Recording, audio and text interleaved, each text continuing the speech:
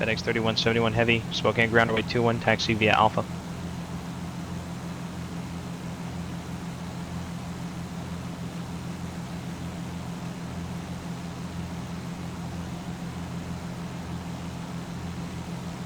Renata 2 Charlie Alpha with the Razor 4 arrival, the San Jose hopefully we stay altimeter connected for a while. I switched my server.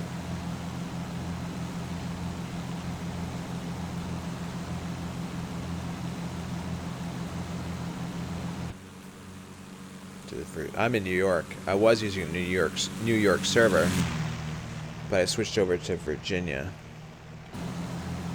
Basically, New York, Virginia, and Chicago are the 3 servers that just are always really good for me.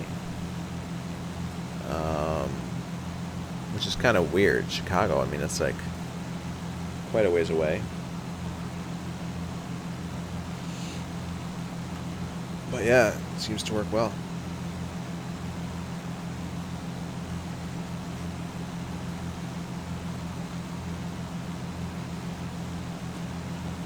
So we are tracking the Snake River now.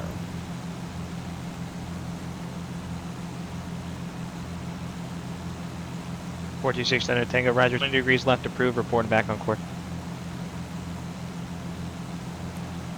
And let's check out.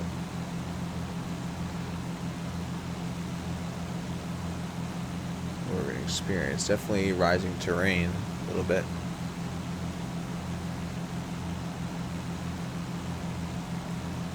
The fact that the river is sort of in this light green shading with dark green around it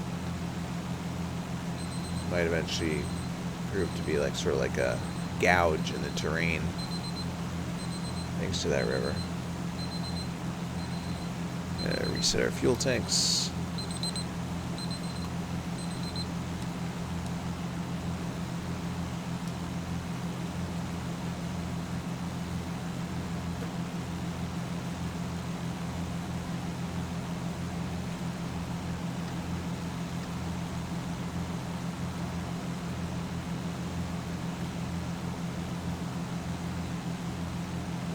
FedEx 3171 Yeah, Spokane Tower, runway 21 cleared for takeoff.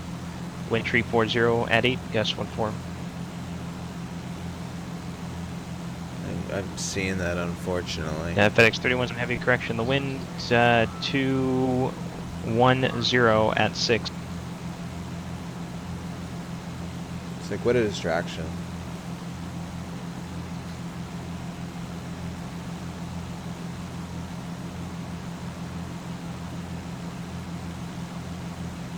That's pretty stable at the moment.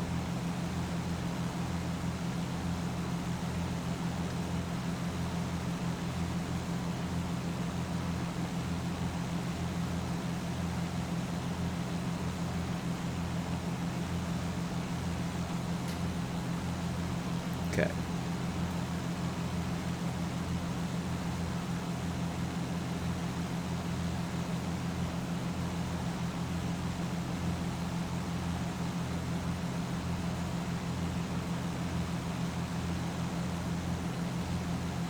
So this is the triple zoom level version of Ortho. This I've been calling it the Snapo 4XP because basically JSnap did a bunch of modifications to it.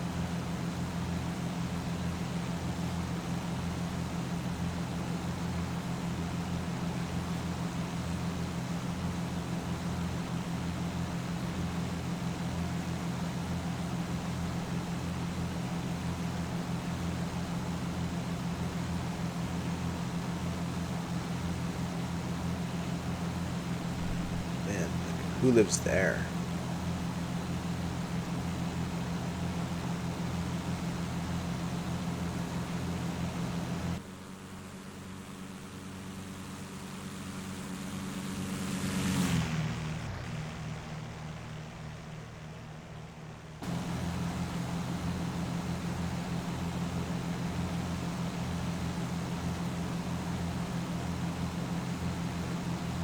FedEx 3171 heavy, roger, departure.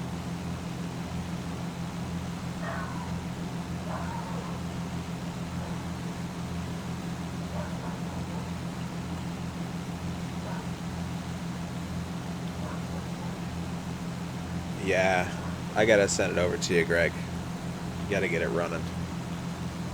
It does zoom level 19 X3171 heavy, Spokane apart, radar contact. within a mile of the airport, then 18 out to the typical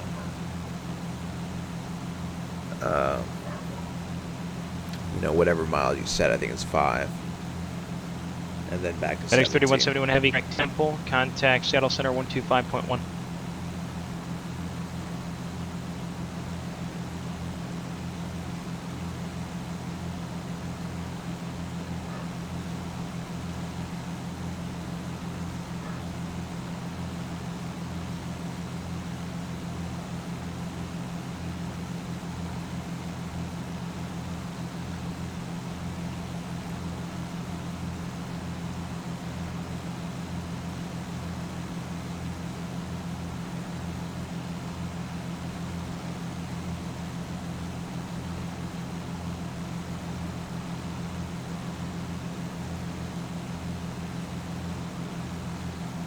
Yeah, it's a pretty cool looking land right there.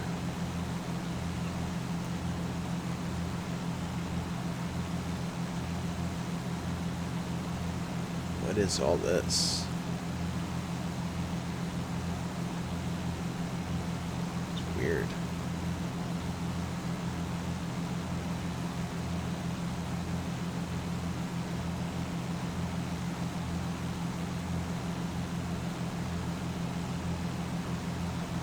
Ah, here's another dam. At X3171, Seattle Center, roger, climb, maintain flight level 240.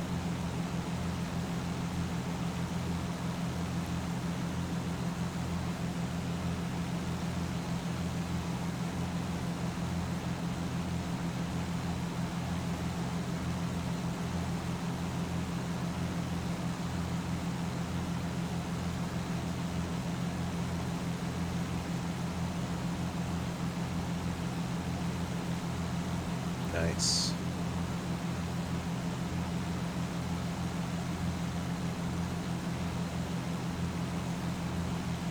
So, Greg, what kind of changes are you making to Santa Barbara? Just like more buildings? Or are you retexturing? Or, let's get the dam here. I mean, obviously, it's like probably where maybe they're getting all the power. Let's sort of see the power lines coming in and out of here. We'll look at it on the chart in a minute.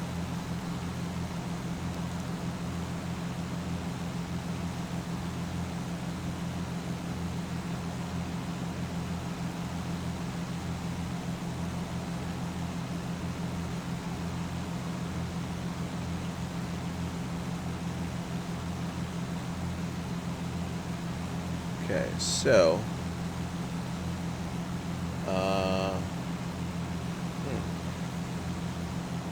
that might have been there's an airport here called Little Goose. Little Goose Lock and Dam. And you can see that black line is dam there. Let's see, what is our heading right now? It was turning that way. Looks like a heading of about 07 to 080 will keep us on track.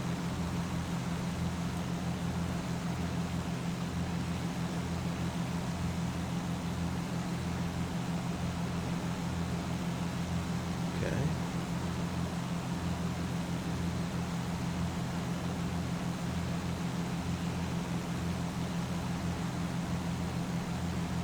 And then on this heading, the river is sort of zigzagging, and it looks like it curves to the left after that. So let's take a quick look. So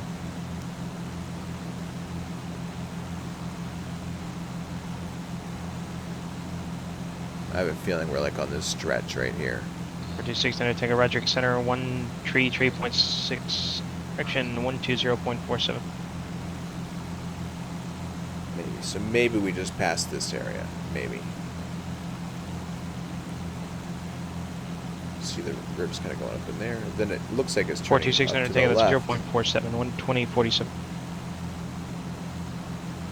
Like there. But then there's the river going that way. So I think this is where we are. I think we're like right here. Does it look like the river's going up that way, which it is. But that's not the Snake River going up that way. It's like some other source of water coming down. Small river feeding into the Snake. The Snake actually turns down to the right and then across again. So we'll just keep going straight ahead and we'll see these elevators, I guess. Denver Center Down Regiment. at Repair, yeah.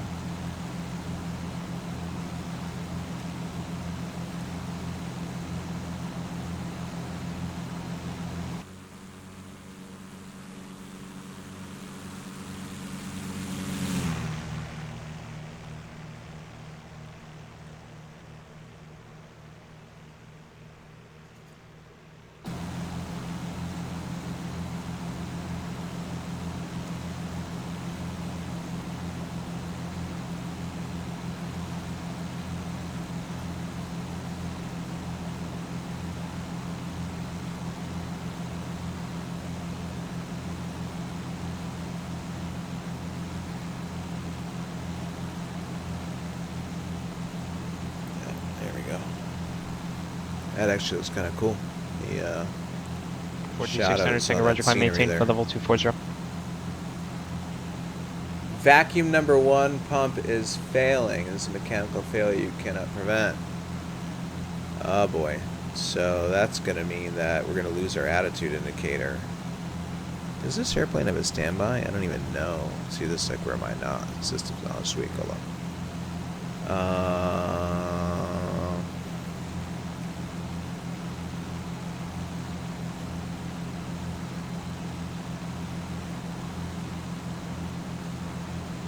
Defrost. Army. Well, as long as we don't lose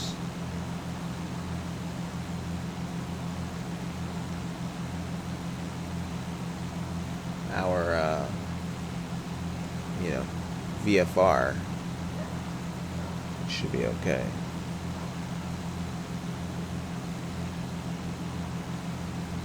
Hey, AJ, what's going on? No, this is the F33 straight down.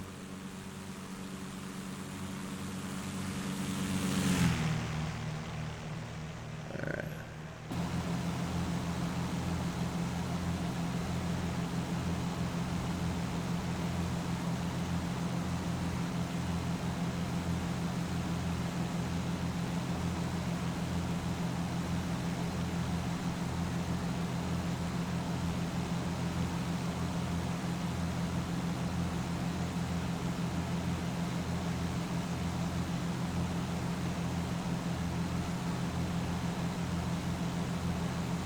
Yeah, yes, probably saying it earlier, it's definitely my favorite GA single engine airplane.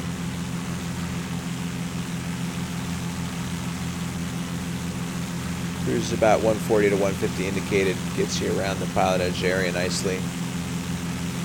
But yeah, you can land into pretty much any airport, small landing strips and whatnot. Really good airplane to do both the V ratings and, or well, not the V rating, the CAT ratings now, and the I ratings. The B58. This also has the rep too, so.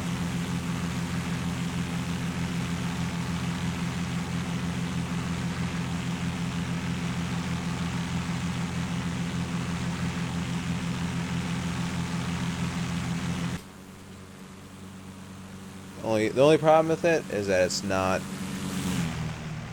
Well, Carenado hasn't updated their part of the plane for 11 yet, so I'm flying in 10. But that's obviously, you know, not something that'll be fixed eventually. Although it does work in 11, and the rep portion of it works in 11. But like the panel textures act a little funny during certain lighting changes and stuff like that. So. Oh yeah, you didn't like the rep. What was bothering him about it? Hey Maverick, what's going on?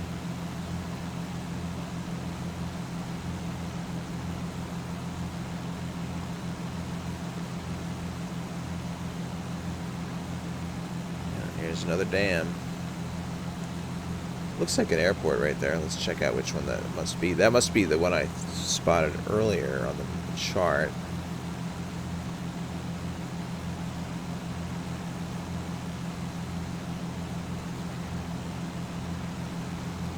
So that's got to be Little Goose Lock and Dam right there.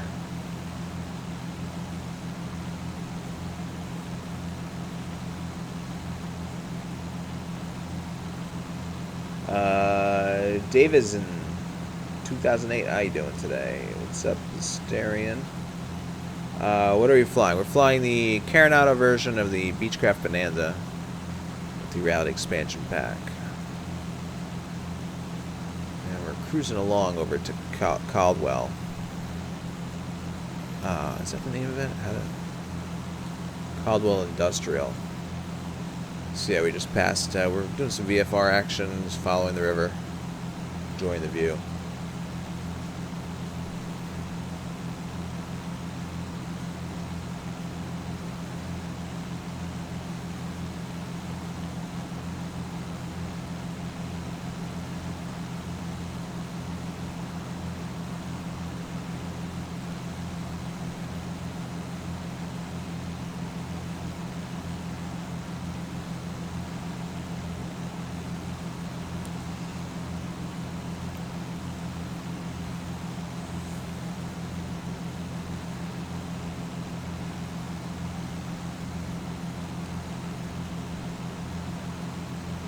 My weekend's okay.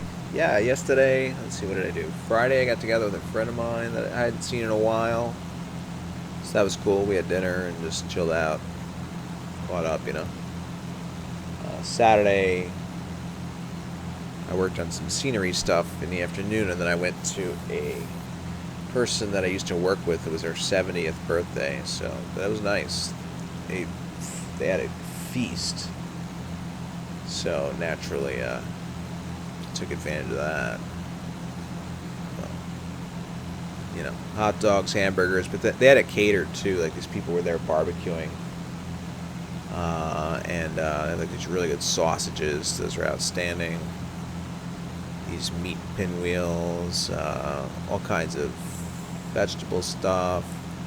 Whole, you know, of course, the whole dessert entree afterward. And I just got to see some people I hadn't seen in a while. And then today, it's cloudy out with the likelihood of shower, so I'm like, alright, I can stay home and fly the sim guilt-free. I feel like every time there's nice weather, I gotta be outside doing something in it if I'm off, you know? Because, unfortunately, my cooler's flashing red. Let me look at this. What the fuck? I've seen that before.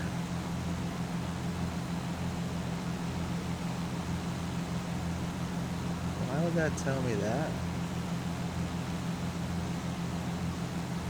The temperatures look okay.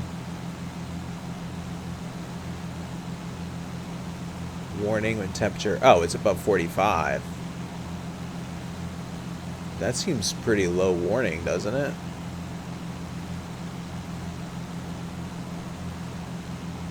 My CPU temperatures are like well within limits. It's kind of interesting. It was weird. What caught my eye was the window on my PC. I looked, just happened to see the normally white light start flashing red. I was like, what the hell? Let's see what happens if I like put it, let's say at, I don't know, 60. I gotta read up on that. But my temperatures are in the, you know, spiking here and there, right? They always seem to go up and down. But they're not, you know, staying above 90, so that's good.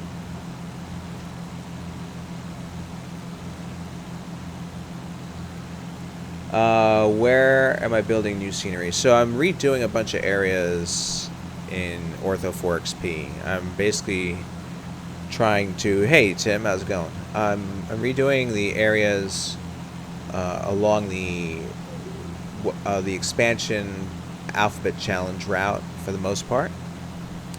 Hey, Chili. How's it going? What's happening? So I'm doing that. And that's what got me back in the airplane, in the GA, is that I had some scenery I wanted to fly over and do one of the Alphabet Challenge expansion Alphabet Challenge flights. While we can enjoy the view at the same time, you know?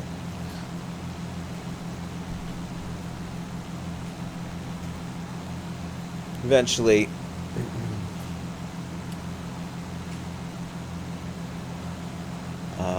Jaden Gaming, what's going on? Thank you very much for following.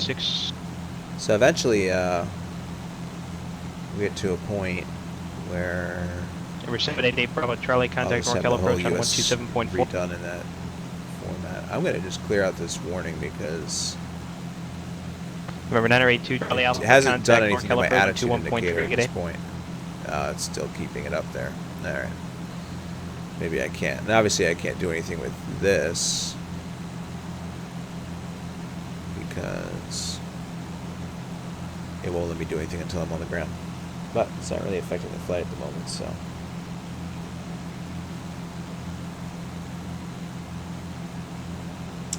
Google. Yeah, right now you're seeing Google. FedEx 31D1, Seattle Center, Roger. November 7881 Charlie, NorCal approach, executive altimeter 2975.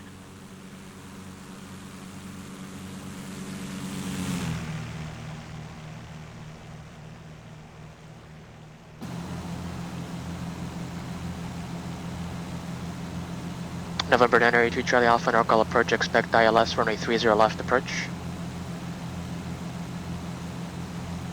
Alright, so we are now heading 070 still. Oops, actually I didn't really want that. I wanted to go.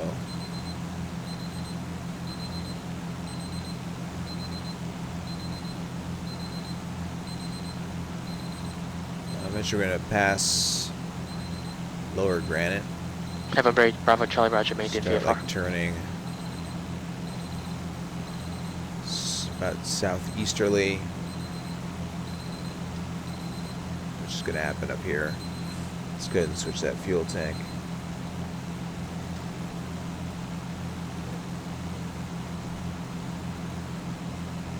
I'm probably going to put my general settings. I'm going to add that to one of the panels or panes or whatever they call them, like the information about my computer system and scenery. So I think what I'll do is I'll end up posting that down below so people can try those settings if they like them. You know, because I know when I first looked at Ortho 4XP and I'm like, okay, what does this do? What does that do? And even when you read FedEx 3171 cross Jackson at above 16,000, Seattle altimeter 3006. Initially, it's kind of hard to wrap your head around. And then you make a few tiles, and then you make a change, and you make the tile again, and that's time consuming. So, save people the time. FedEx 3171 altimeter 3006. I'll put that up.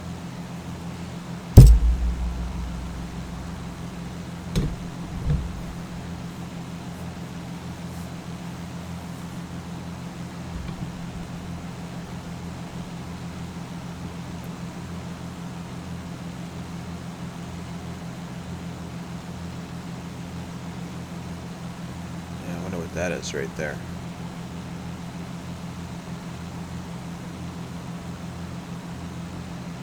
Alright, that's going to be a heading of about 120. Let's give that a shot.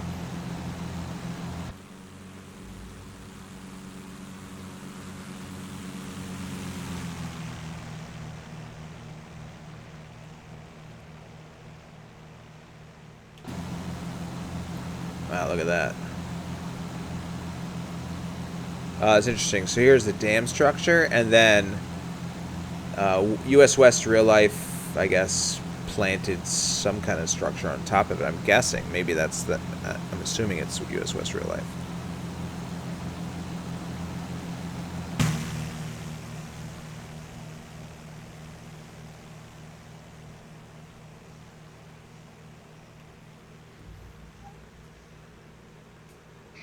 Eclipse to Charlie Alpha, San Jose altimeter 2979er. I don't know how W2XPL works. I mean, does it just sense areas and say, all right, we're going to build this building on top of it? Because, you know, this is showing a 4-story building on top of a dam. I mean, I think it interpreted it incorrectly. But it's kind of interesting that it just reads some kind of data somewhere and says, all right, let's put this object here. Plop.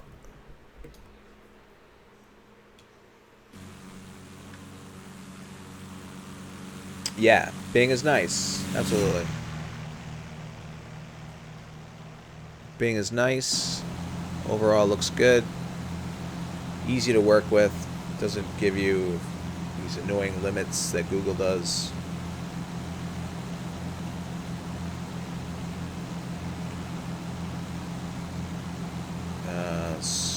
I think currently my Salt Lake City area is done in Bing. Definitely looks nice. Yeah, that's what I'm kind of wondering. Like how? So we talk about this OpenStreetMap data. I'm curious, like how is that data coded? Here, I don't have any overlay here, so there's like a real life train on the track that was going along when it was photographed.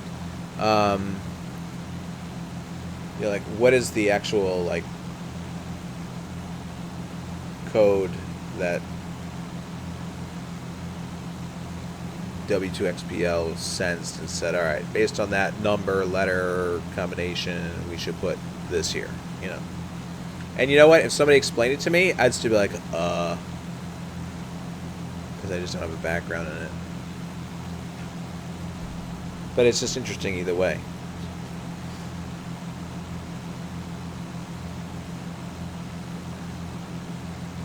I mean, to me, it's pretty incredible that, you know, we're at this stage where you can set something up and it can at least place some objects there.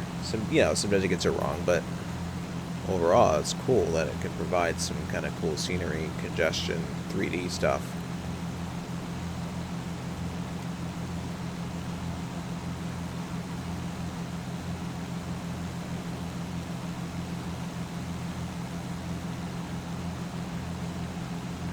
Looks pretty cool out there.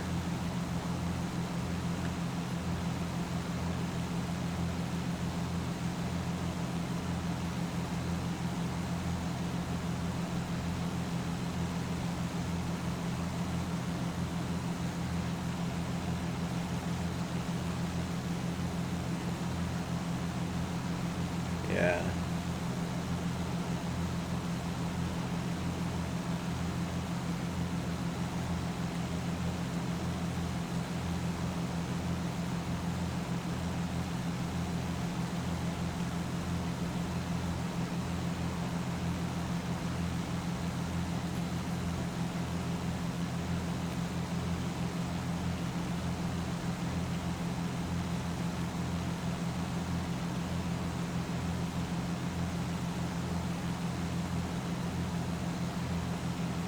The one for the UK is pretty accurate placement. Oh, no kidding, that's cool.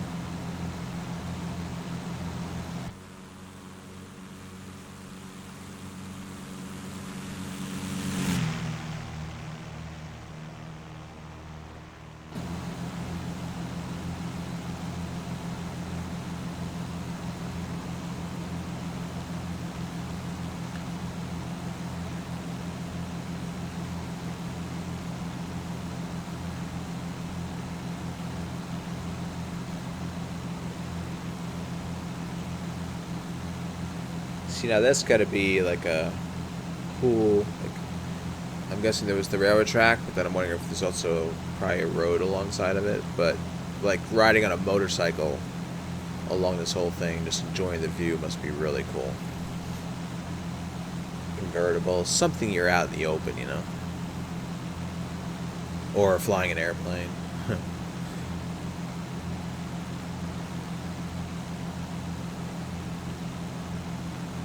Eclipse to Charlie Alpha, light clear DLS, running 30 left approach.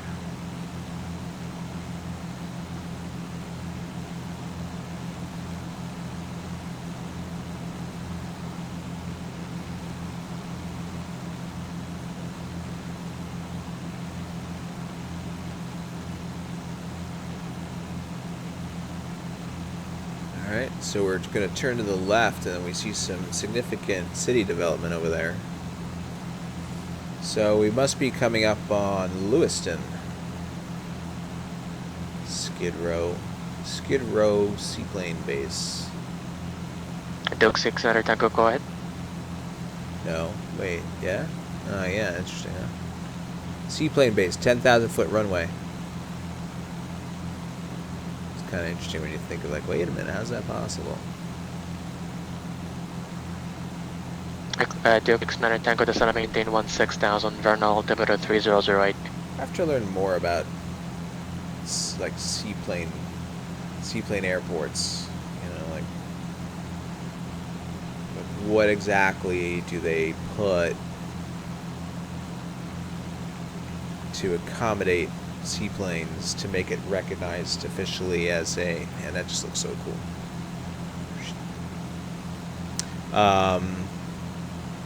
You know, to have it recognized as such a place. Obviously, you have to be able to tie the airplane down. Probably have a windsock. FedEx 3171, connect Seattle approach 133. Some kind of communication. Correction, 126 point, correction, 125.6, 125.6. Maybe some fuel.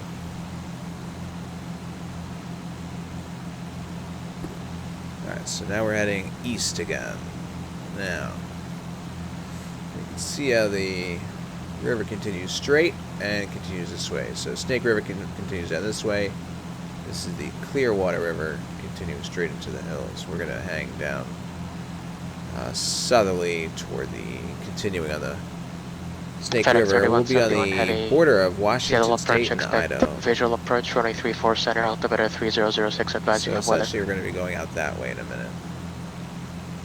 But we might as well enjoy our flight over the city area for a moment.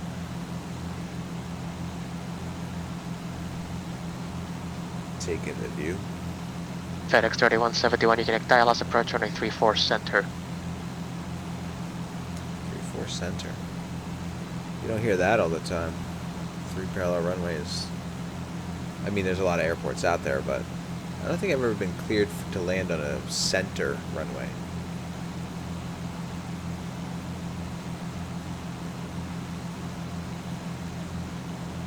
November 8 Bravo Charlie, you have executive inside.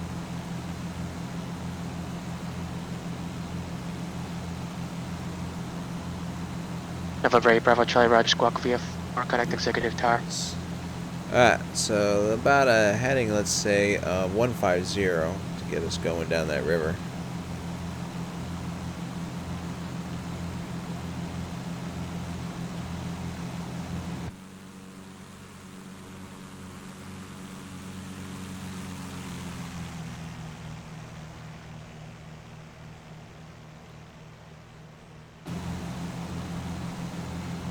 Ooh, weather totally cleared up for us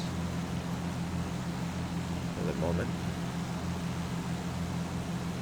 Let's see what airport this is. November 788 Bravo Charlie, This is a executive 3D tower. airport. And your left base, runway 30. Somebody put some buildings down. So that is Lewiston,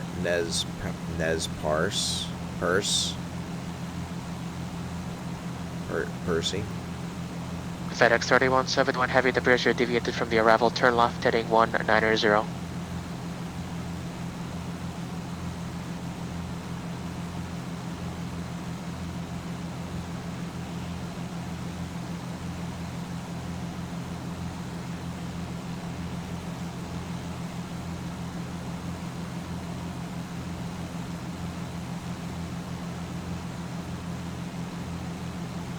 That looks pretty cool.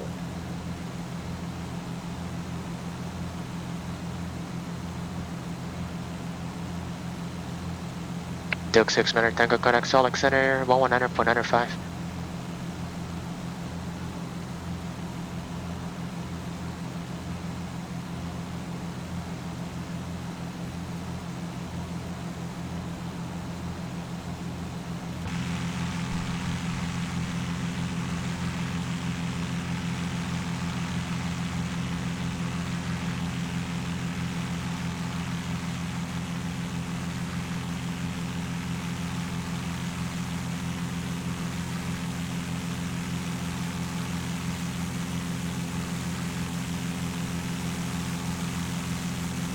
To Charlie Alpha, connect San Jose.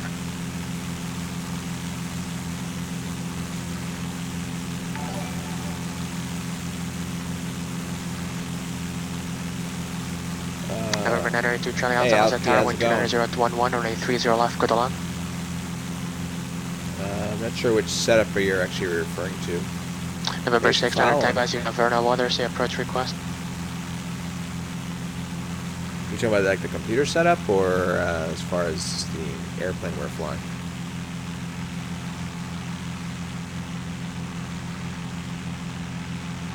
Uh-oh, I thought I had all my FedEx 3171 heavy, descend to maintain 2000. 4XP tiles for this flight. What? Look at that, we're dealing with a river that's G2XPL, I guess. Oh well. Duke 600 Tango, proceed direct to Hoppy, cross Hoppy at or above 10,000, clear down at runway 34 approach.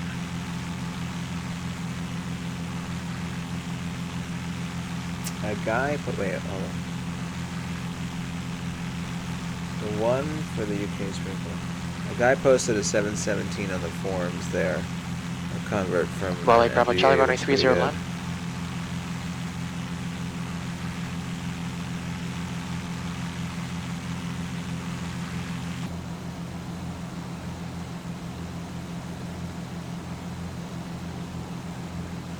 Yeah, if you got a link, feel free to share it. Alright, let's check out what's going on. I'm curious now why this tile's here. I could have sworn I built this. So we are looking at this tile. We are in 46 FedEx 3171 heavy, turn left heading 180. And I guess I just don't have it in my Eclipse thing. to Charlie Let's Alpha, have a turn look. left on Golf, taxi to parking via Victor, remain this frequency. Actually, I should have said here. 46117. So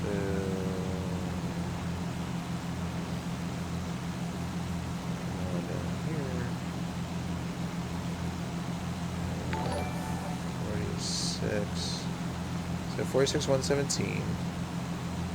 That's weird. So there's like this one tile I just didn't make. Although wait, hold on. Let me go down here. 45, alright. Brazzy Gagin, how's it going? Thank you for following. So we will be flying along in this little stretch of river, and then we'll be back into our fresh new tile stuff. It's kind of interesting. You can see the difference. Bonanza 6 Tango Bravo, lowest on altimeter 2985. 2985, 6 Tango Bravo, thanks.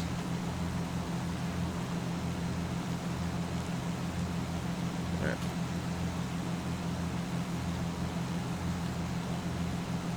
FedEx 3171 heavy, turn left heading 170.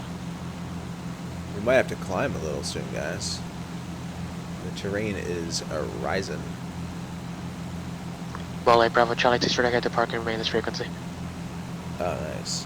Yeah, I was watching some other guy earlier. John Fly hosted. It was a 777 cockpit, and he was very honest. He came out. He's like, "Yeah, it was Cockpit Flight Deck Solutions, I think it's called. I've seen them, you know, advertised or their website or something like that. It was for the 777 cockpit that he was flying. It has like all the hardware of basically the instrument panel, displays, switches, lights, and knobs, all that stuff. Was 40,000. So FedEx 3171 heavy, connect Seattle approach 133.65. quite amazing, right?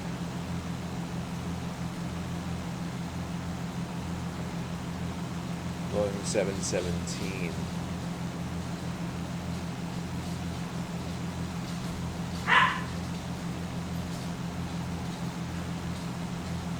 Wow. So what he did was he basically took the ACF file, I guess, and yeah, crooners, thanks. Okay. He took the. Okay, wait, hold on. Let me just figure out where we're going here. This is 150. We got a fork in the river, left or right? FedEx 3171 heavy, Seattle approach, descend to maintain 4,000. So yeah, this is to the right. That's the Grande Ronde River. We're going to continue to the left, I guess. I'm adding him about 140 to 130. So we got to turn. Let's go about 130 right there. Computer flying. What's going on, man? How are you today? Yeah, so I guess he went and modified the actual. You know what's interesting though? Why did he didn't include any pictures of the panel? I mean, the 717 is all glass.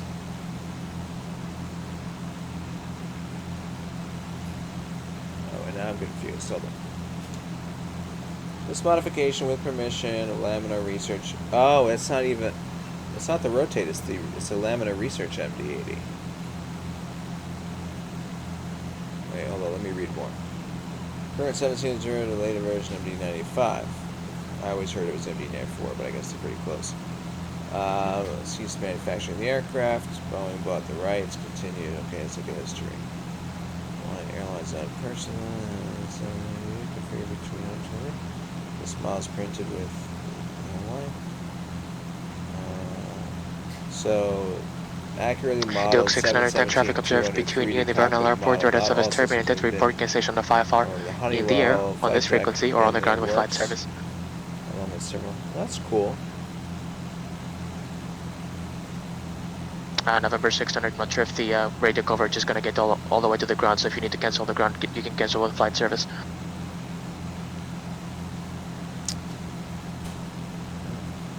Duke 600 Tango Road, Falcon Station received, squawk and maintain VFR, frequency change approved.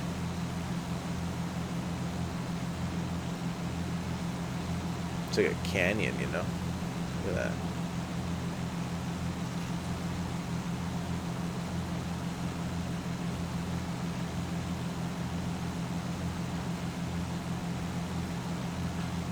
Just want to check my...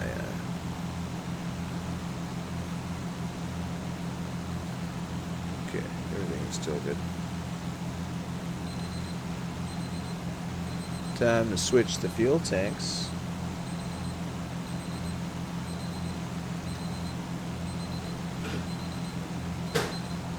Be right back, guys.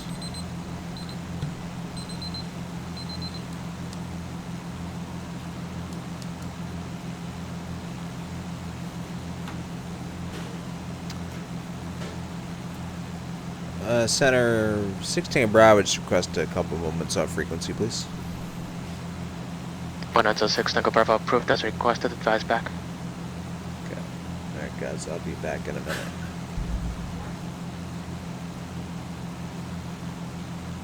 FedEx 3171 Heavy, turn right heading 260 vector to final.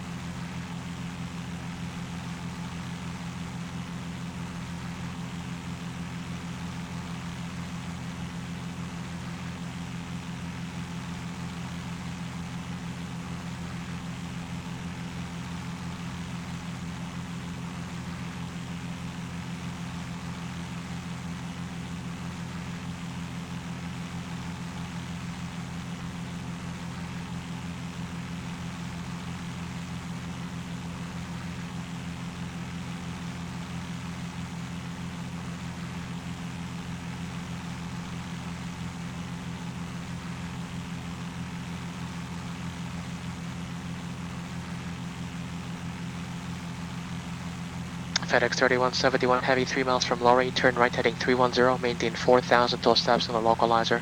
Cleared ILS, runway 34 center approach.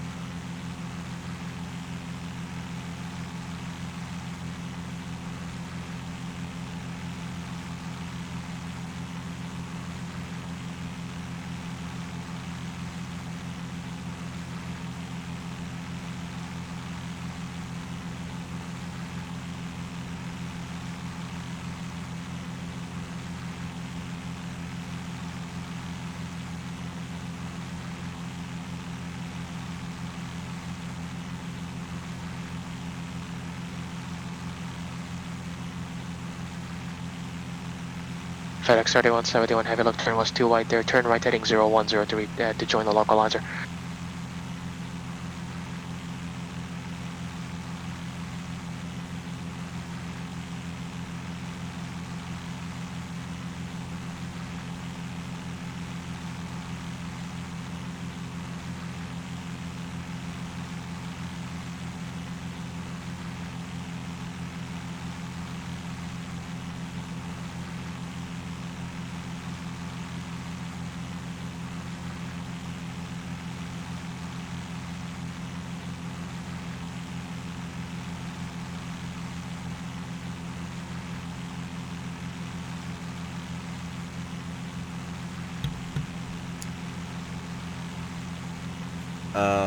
Let's see the name of it. It was, I think it's called Flight Deck Solutions.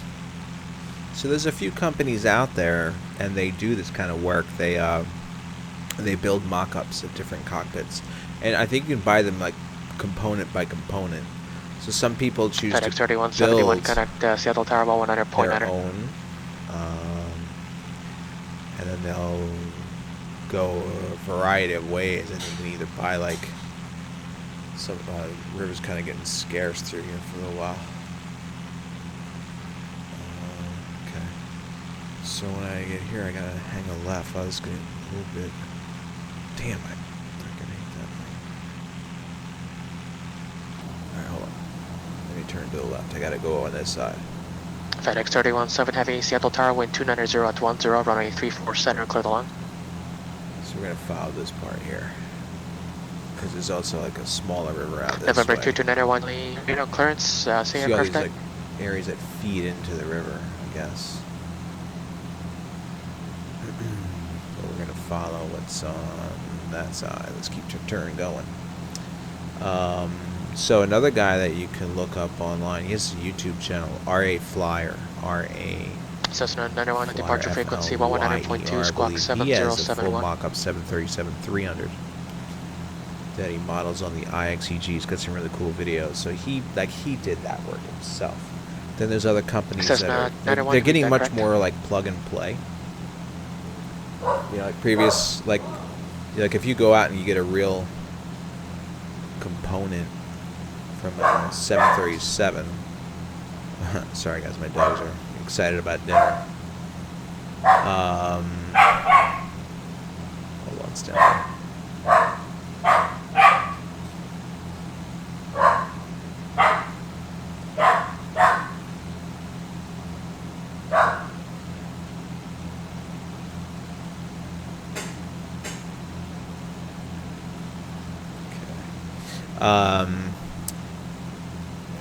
Then I guess you have to like wire it yourself, you know, get the appropriate power source going to it. And I forgot what it was called, but there's like a software out there that basically allows this, that is for that.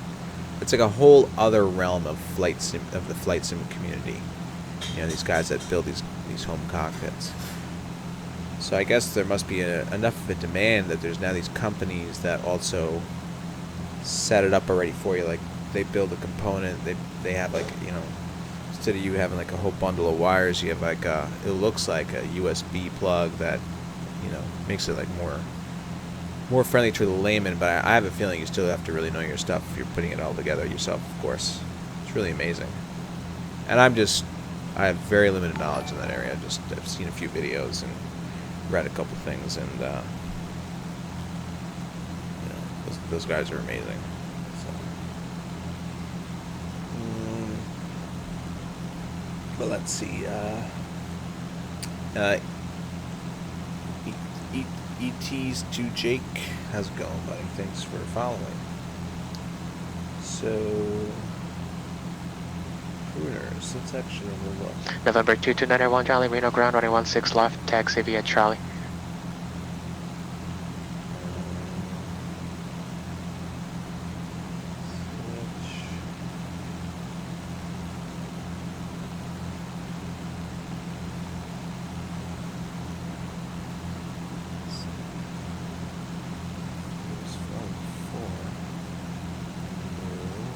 So I don't know. I put in crooners.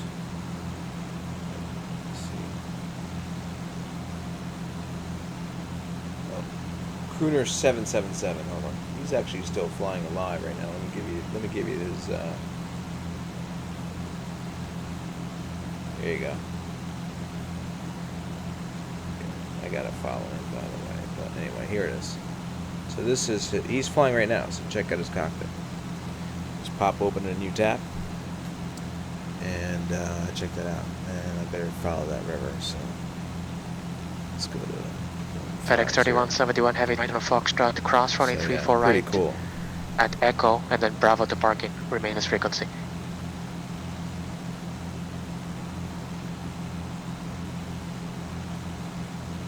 Oh, okay, yeah.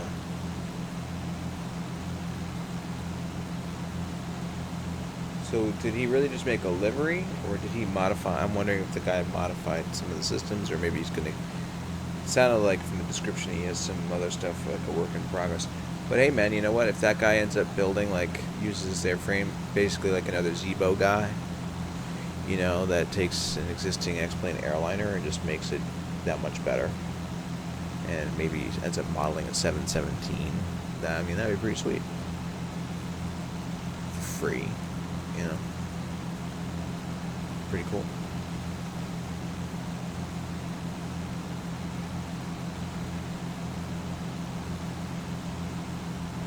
Alright, so I think we're still in the Snake River. Either way, it's a nice view.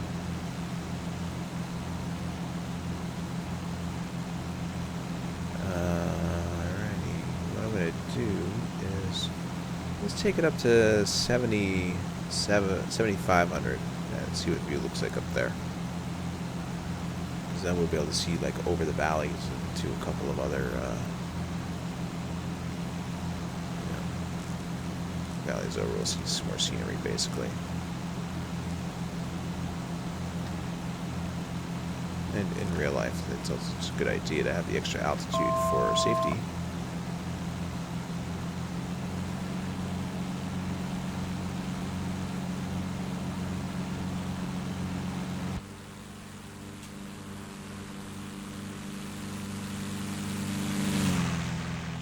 Yeah, for sure.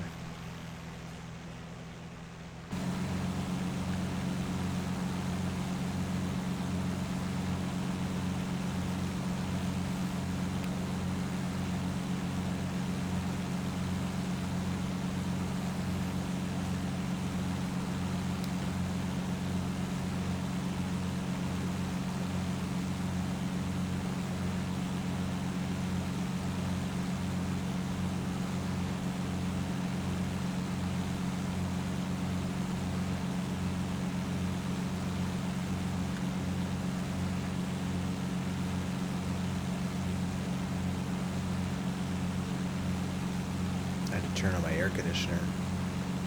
My sim side of the room was getting hot. So even with the fan blowing it.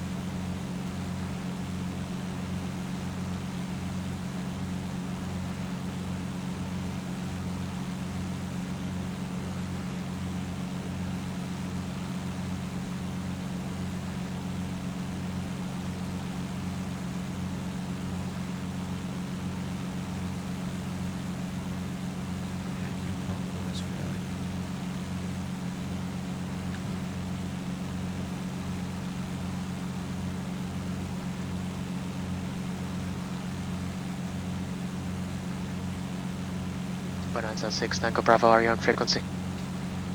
Affirmative, 16 Bravo is on frequency. Bonanza 6 Tango Bravo connects Solix Center 128.05. 128.05, 16 Bravo.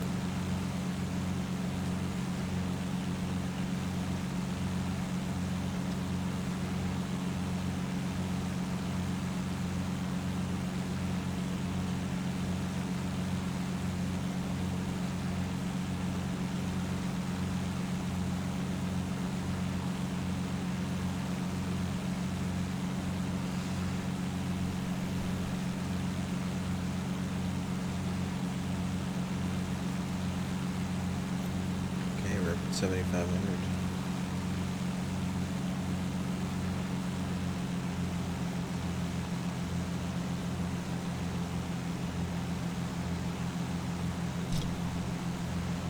And we're going into Salt Lake Center.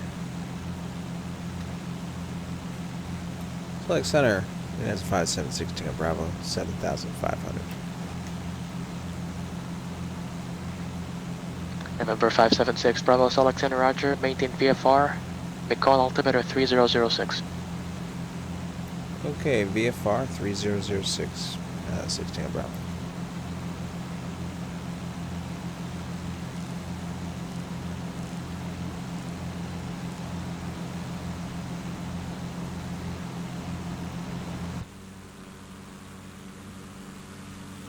Hey, freshwater plumpy, what's going on?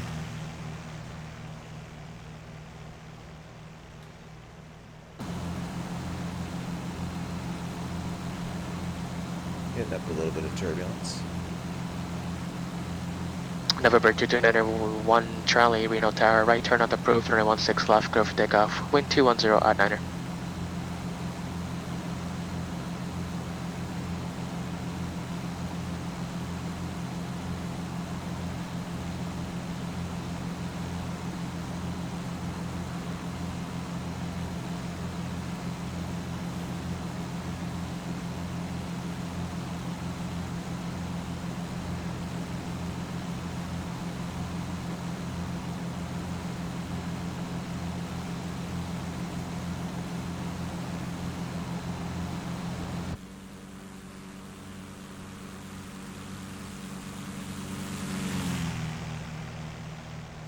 It does, that river is cool.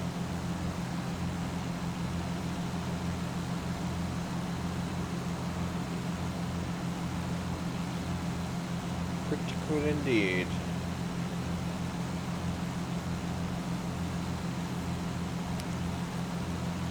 A guy I fly with a lot, JSnap, he's doing some interesting stuff. He's streaming some development work as well.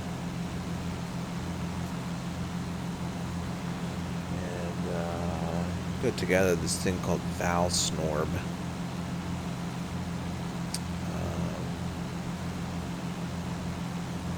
Well, what is it called? He called it ValSnap to Sky with Torb Atmospherics, but the community kind of started just calling it ValSnorb. And it's this cool tool that lets you make all these adjustments in X-Plane 10 and 11.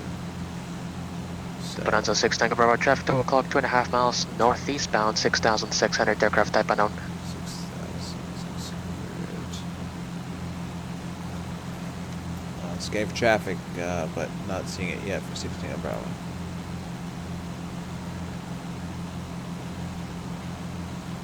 So unfortunately, it's really hard. Let's try it without. Let me shut off X-Enviro.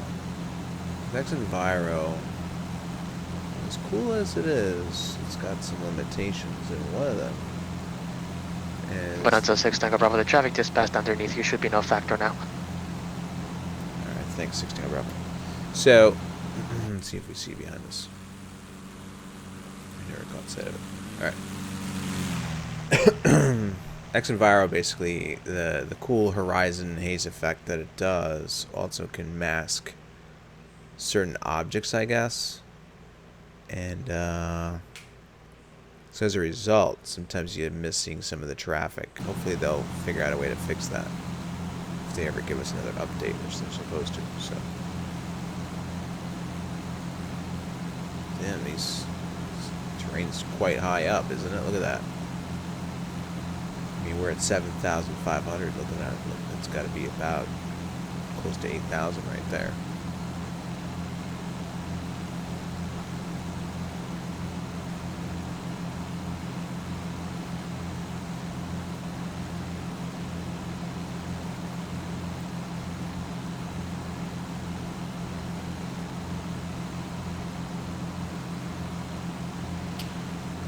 Yeah, fairly new, I guess. I don't know how long he's been. I mean, I've flown with him a bunch of times, you know, under his control a bunch of times, so, you know, I feel like I've heard his voice for at least a month now, if not longer, but, yeah, he hasn't been around for years or anything like that. Relatively new, I guess.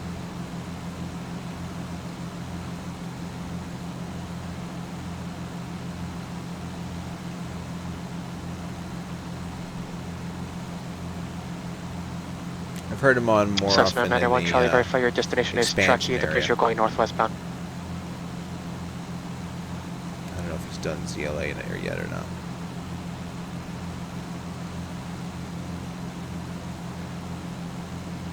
Alright, so let's see how we're doing. I'm actually not really sure how far along we are. Well, a little hint will be, let's see, I am heading Cessna 991 Charlie, roger, red taxi like altitude. 180, 170. Rather 190. So, like definitely down this way. It's like 183. Well, this would be a pretty characteristic curve in the river. It'll kind of almost like turn around completely and then go back around with the dam there. So that'll be a good indicator. Maybe we can see Oxbow Airport.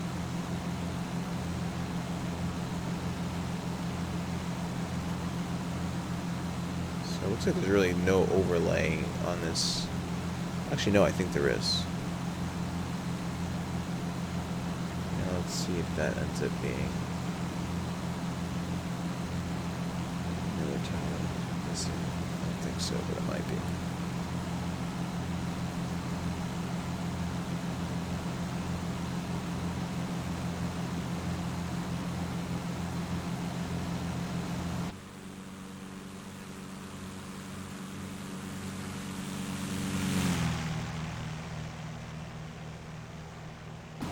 Looks like there's a dam there.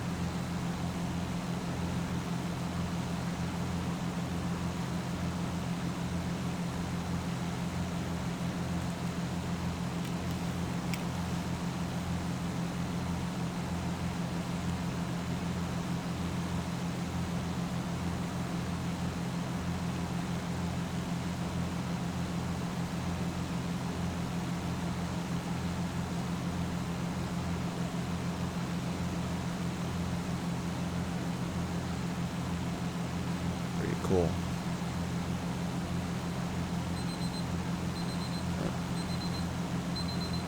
Time to switch tanks again.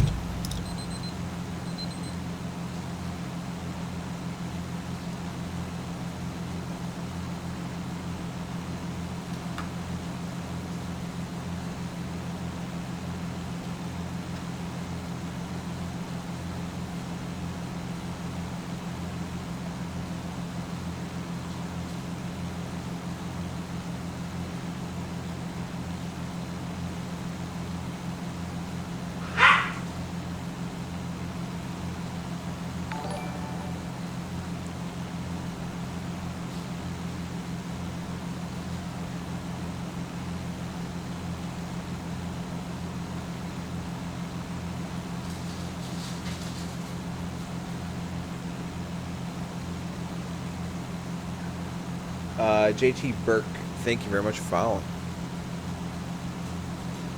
Cessna 991 Charlie, departure. Lofa Flow.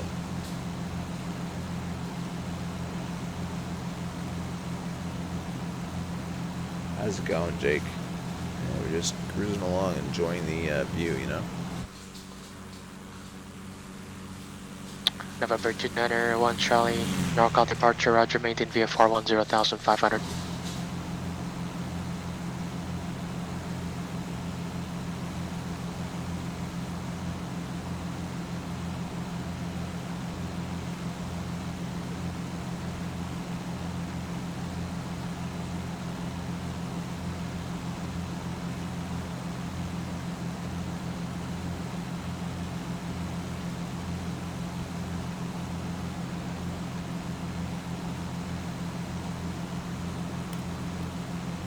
We're landing at, here, I'll show you. Airport called Caldwell Industrial. So we're somewhere along here. I think we maybe just passed this dam, not sure. And let me click on load VFR. So here we are potentially. And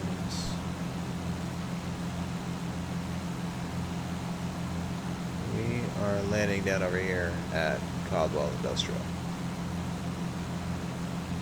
Hopefully we land at the right airport. There's a whole bunch of little airports around here.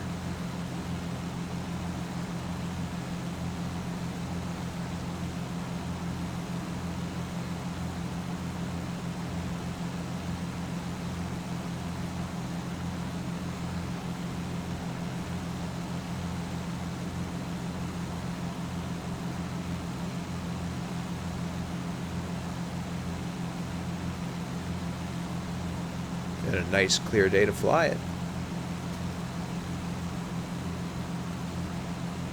So far.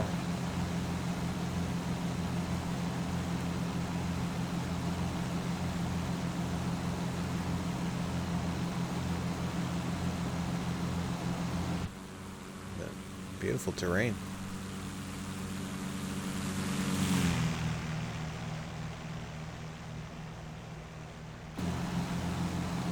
Strange photo run here. Little segment of dark textures.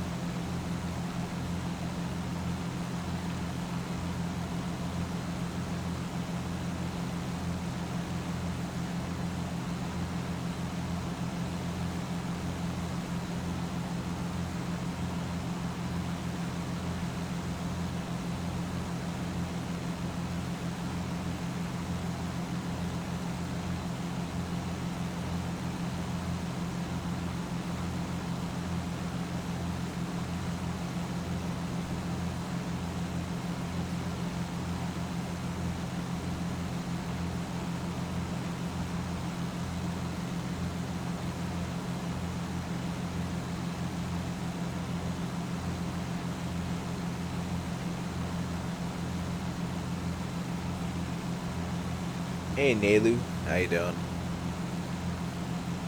Up here's that curve in the river, I think. So we have the river coming back and then back. See that? So the river is coming down, then turning around, then coming around again. And that is right there. So just before that, we should see Oxbow Airport on the right side of the river from our vantage point. Excuse me, right here it is, yep. Oxbow. The X-plane runway is not lining up at all with the photo. But at least we can confirm where we are. So yeah, we're just going to kind of cruise on over that way. So basically, we are right here. Right over here. Sailing on down this way.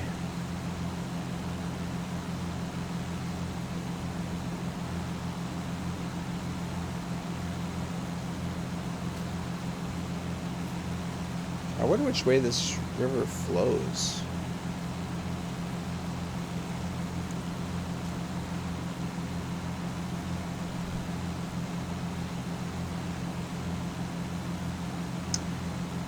Reps treat me okay. I have a feeling, though, that in some ways the rep failures don't always work right. For instance, well, so like I have a, well, let's have a look at something. Hold on. Let's come down here, and I'm gonna switch this from, let's put that on free.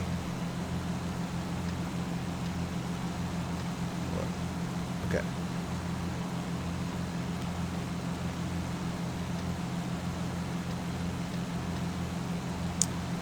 I have a vacuum pump 1 failure, mechanical failure that I can't prevent.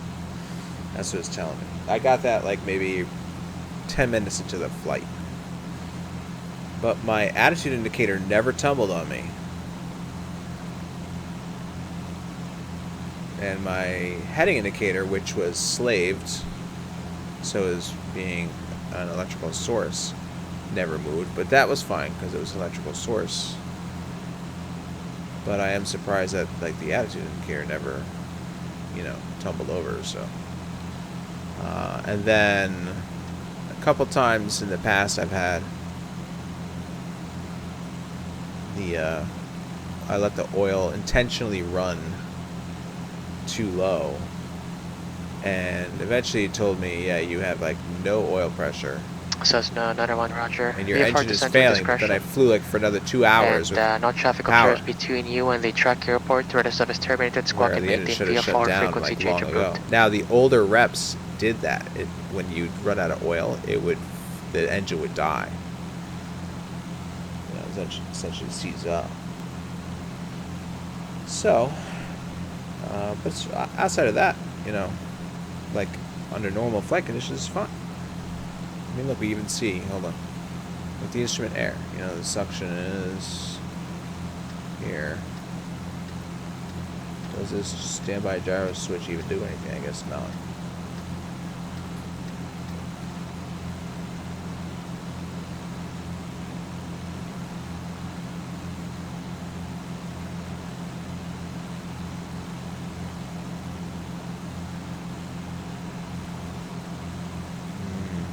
Well, it had given me the warning saying your engine is failing. So I would have thought at that point it was even too low for that, but that's interesting. It's just, I guess, is this that dam we were talking about? Let's see. Yeah, here's that dam. Well, yeah. That's probably it right there. A little black line. Let's go to Great Falls. No. Seattle. F1B10, thanks for following.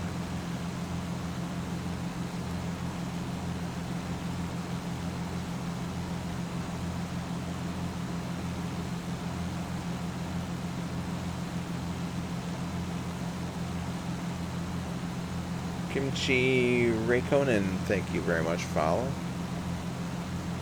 You guys are enjoying the flight. Yeah, but like I said, you know, I still like it much better than without the rep, that's for sure. It's, you know, definitely the improved characteristics, both flight, ground handling, and the extra sounds that they provide. Definitely really nice.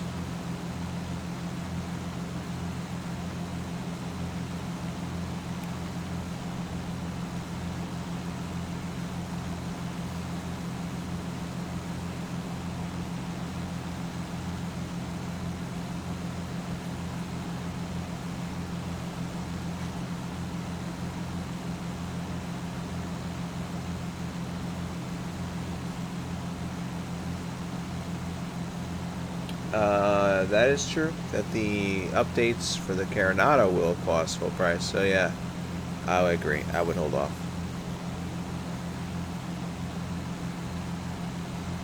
I don't know if any of the rep planes have been updated for 11, like officially by Carenado. I know that the rep works in version 11, like that they've officially stated, hey, we have made some modifications for it to work in 11. And while the airplanes themselves will also work in 11, you know, they haven't been officially updated by Carenado, so you're not getting all the PBR stuff, and I would imagine some of the performance might be different. I did notice also that the scroll wheel didn't work right on my VSI.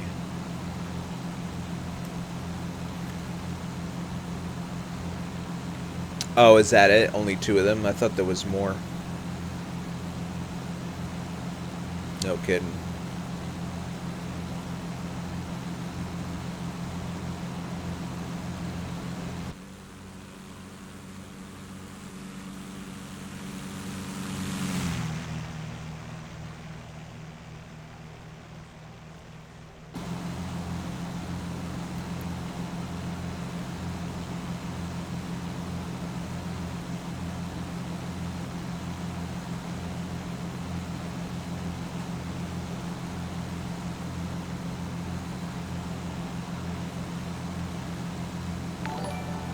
We just like boosted ourselves up on the seat to have a look.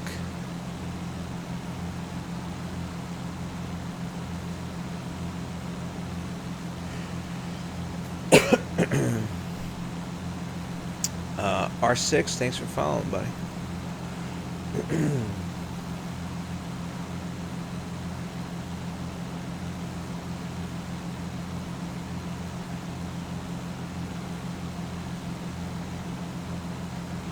Yeah, I know. I have no problem. I mean, I bought my Bonanza quite some time ago, so I feel like I got my $27 worth and then some. So, you know, I can understand when people get upset that they just bought an old airplane, like, you know, 2 months ago, and then they realize, oh, wait a minute, I gotta buy it again. I mean, hopefully they'll figure out some kind of a pricing policy, maybe. They can have something on file that says, you know, but, I don't know.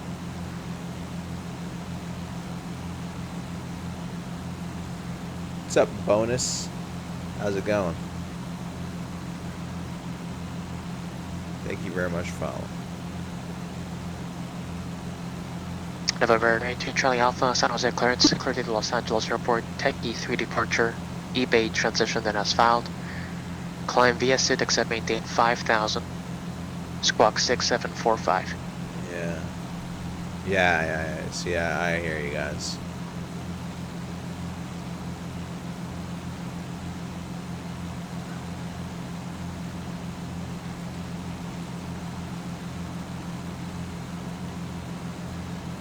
Good old buyer beware, right? Eclipse to Charlie Alpha, Over. correct.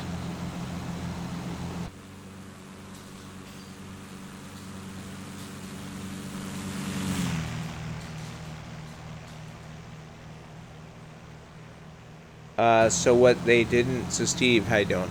M. Rismar, thanks for following, buddy.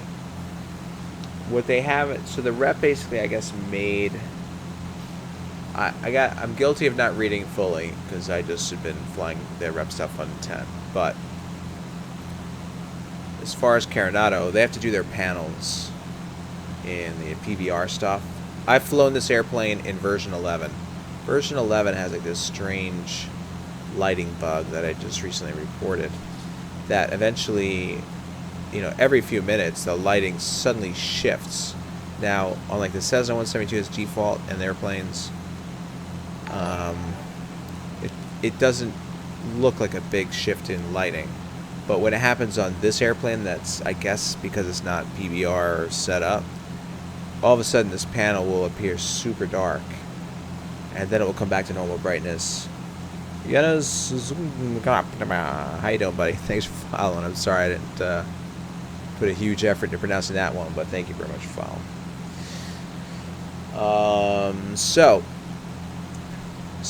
that drives me nuts. I can't fly an airplane like that with the lighting on the panel just randomly changing for no freaking reason at all. So that's left up to Carenado. I don't think that the folks at Simcoders are going to get into the, you know, they don't really modify the textures in any way. So, and then it'll be interesting to see, like, if Carenado, because obviously Carenado will have to make an official release of the airplane without the rep in mind. In other words, they're going to put the airplane out there with their interpretation of their flight model for this airplane. They'll have to tweak everything based on the way X-Plane 11 does their thing now, which I would guess, based on this layman's perception, would then alter the rep pack again. So, yeah, we'll see. Do you get a crackle from the sounds? You mean you're hearing crackling on your end from this airplane? Rafus 10, thank you very much for following. How you doing?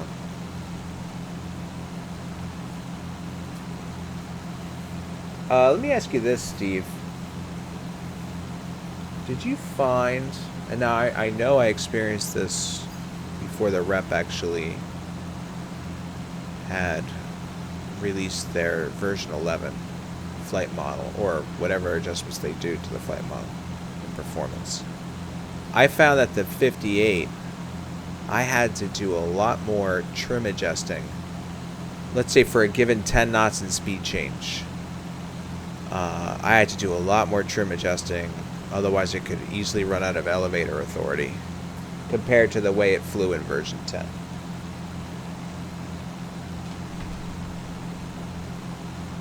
Now, that observation I made was well back into the, X-Plane 11 beta run. But I'm just curious if it's still like that. I haven't tried it since.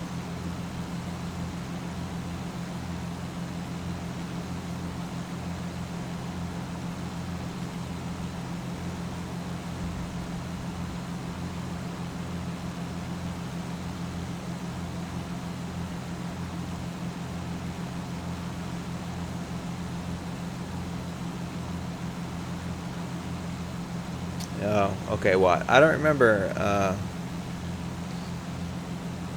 if I had like a sound issue for me personally.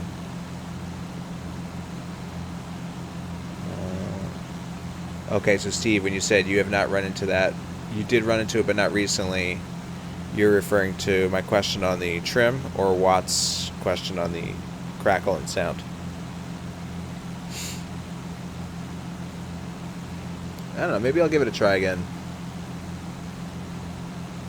I mean, I'm pretty sure the lighting issue might still be there, but...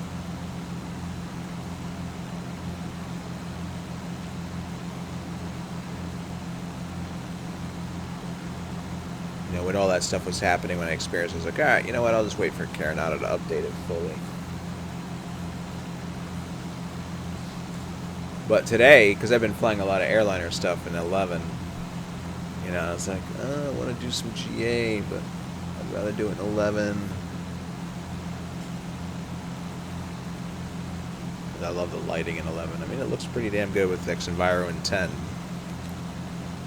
But yeah, X-Plane 11's lighting is just awesome.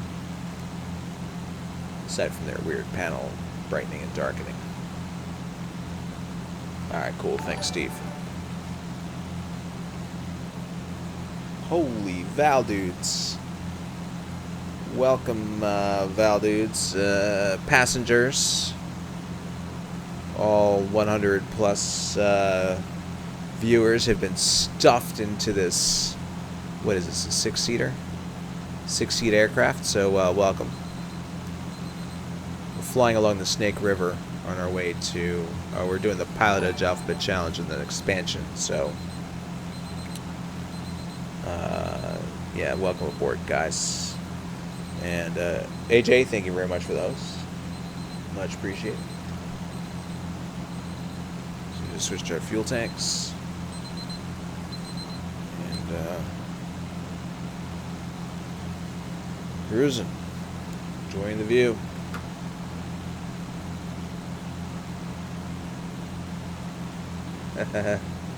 Yeah, isn't that weird? I wonder why that happens. I wonder if it just remembers like the peak number we had.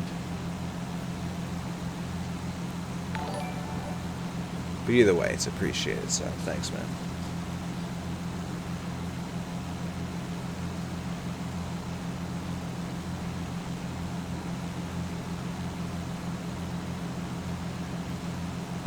Drew Mad Dog Pilot, what's going on, man? Thanks for following.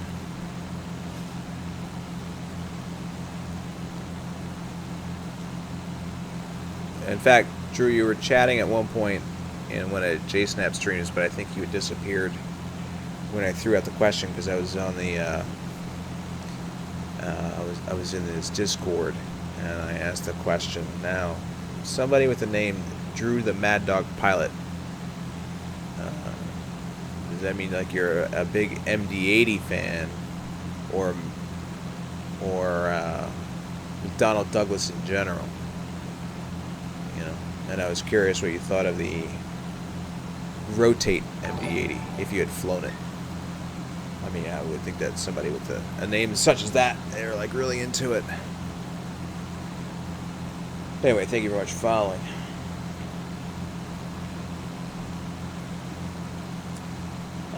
Tal Hayner, thank you very much for following.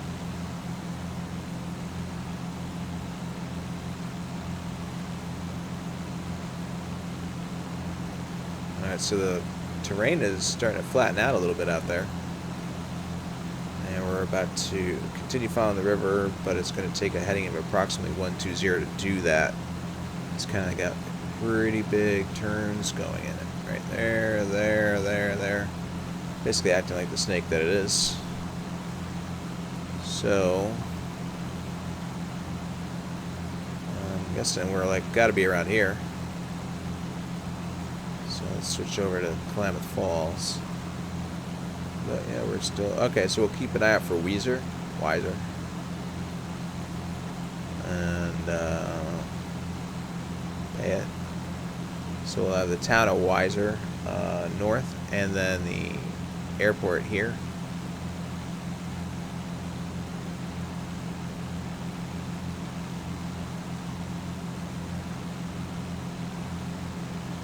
Yeah, I did notice a pretty high angle on that aircraft when trying to establish an approach speed. I was curious how accurate it was.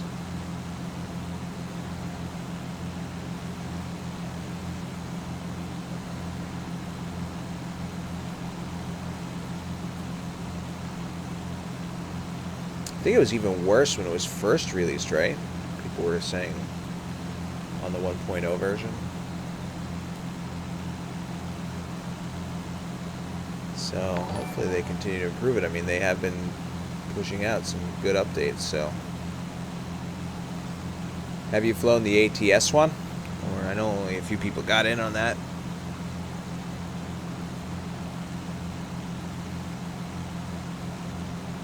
Maycom Richard, thanks for following. Alright, so I do see like a city development over there.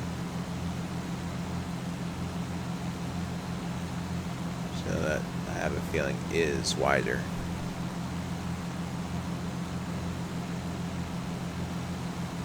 We'll sort of head on over that way.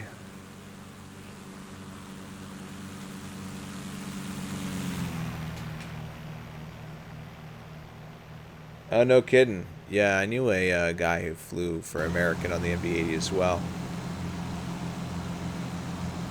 His name was Bruce. I won't give his last name. But if you know an MD-80 pilot named Bruce, let me know. I think he's now in the 737-800. That's what he switched to. But I haven't been in touch with him in a long time, unfortunately. Which is a bummer because I would have loved to have picked his brain on the MD-80. So that's cool. You can ask your dad questions.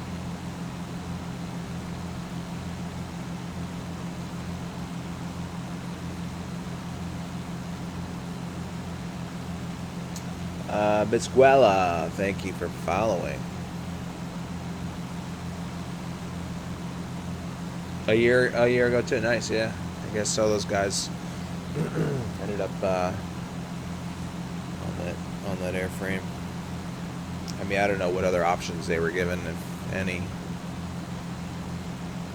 How does he like it?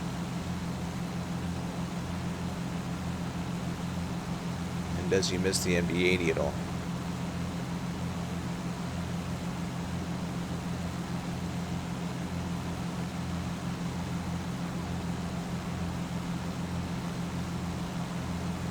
November 9 Charlie Alpha, San Jose ground runway 30 left, taxi via Victor, Charlie, Whiskey Bravo.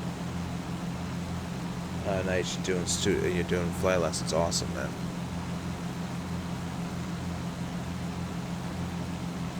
Keeping up the family tradition. You think you might do it professionally, or haven't decided yet?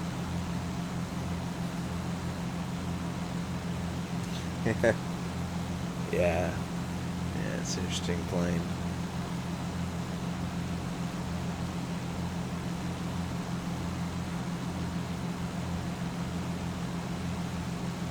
Okay, so the other option was the Airbus series. Gotcha. November 46902 Quebec, Reno ground, you said you're a Skyhawk? Here's an airport. Skyhawk 9 Quebec, runway 16 left, taxi via Charlie. Photo scenery. Not lining up on that one either. Although the heading isn't too far off, but let's see which one that is. So that is Weiser Airport. Actually, Skyhawk Quebec wind just shifted, runway 34 right, taxi via Charlie, cross runway 25. So let's see, there's the town at Payette, and I guess the airport's either here or there. Let's turn to heading about 150. And we'll enjoy a nice little flyby in the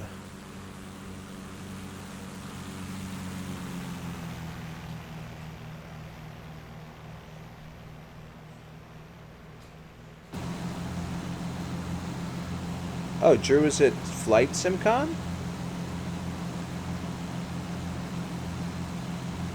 There's a lot of people that I realized afterward, like in people's chat, like, oh yeah, it was nice meeting. I was like, I didn't know that person was there. I mean, yeah.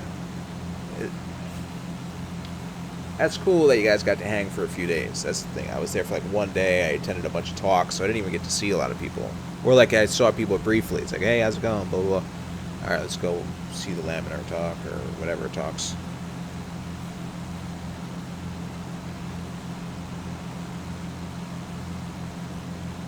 Yeah.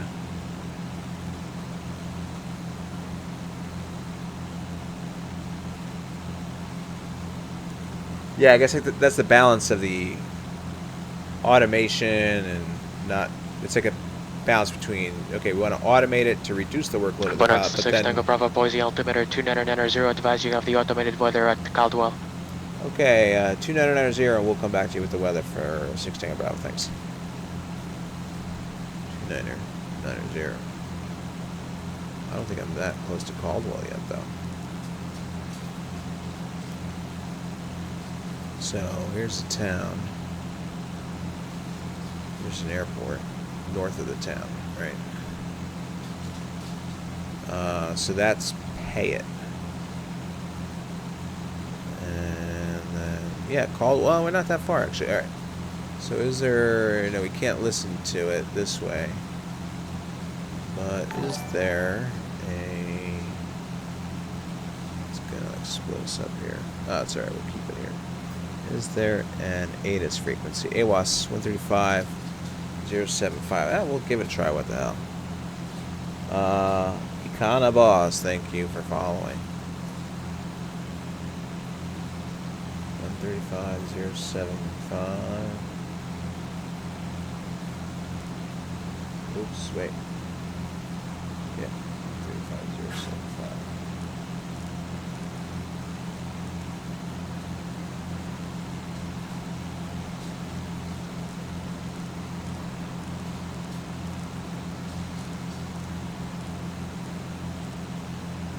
Wait, it's 075, right? So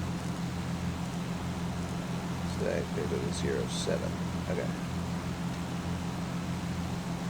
Caldwell Industrial weather. Oh, there it is. Wind 280 F10. Visibility more than 10. Sky clear. Temperature 34, dew point 1. Altimeter 2985. Okay. 295, that's still reading. So I'm going to put it back to 295. And 280. Caldwell Industrial weather. Wind 280 F10. Okay. Visibility more than 10. Thank you. Sky. November 982 Charlie Alpha San Jose Tower, wind 300 at 12, runway 30 left, clear for takeoff. Got that. Mr. J Snap, buddy.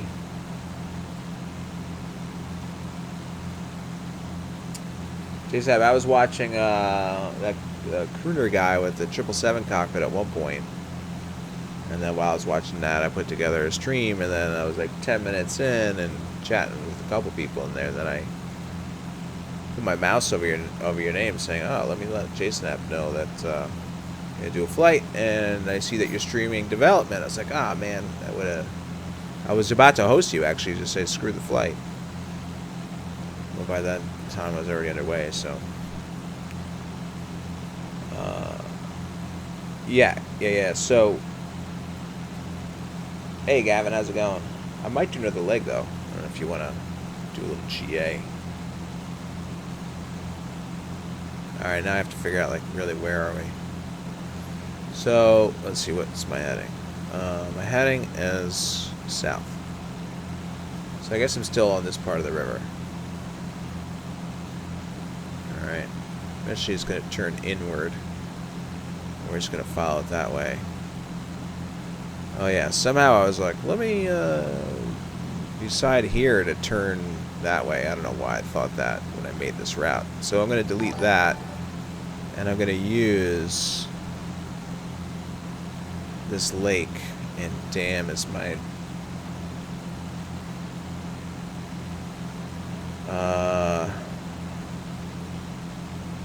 point to turn. Was Tony Stark. Thanks for following.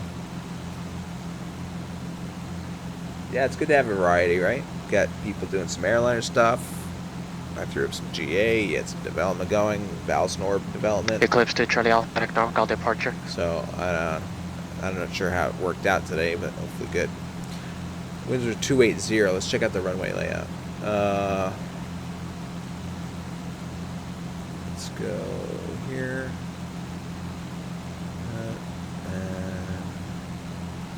November 982 Charlie Alpha, NorCal departure, radar contact, climb and maintain flight So level it looks like there's 190. going to be runway 30.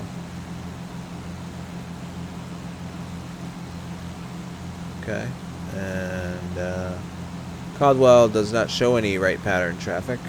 Oh no, right pattern 30. Okay, so we'll try and do that.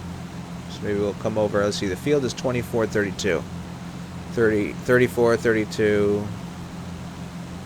So let's cross the field at 3,900 or higher, 500 feet above traffic pattern altitude. Come around, enter a downwind, right downwind for Caldwell. Okay. November 46, 902 Quebec, Reno Tower, make right close traffic, runway 34 right, clear for takeoff.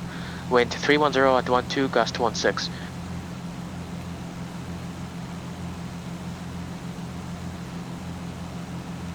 Alright, so we're still with Salt Lake Center. Salt Lake Center, 16 Bravo, be advised we do have the weather for Caldwell. We'll call the field in sight. Bonanza 6, Tango Roger, thanks.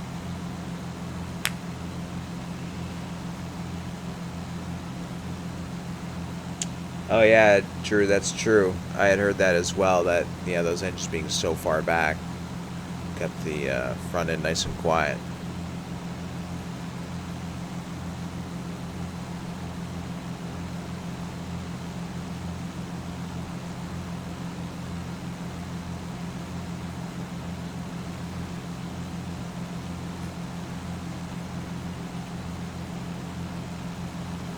Alright, so here, I think, is that lake.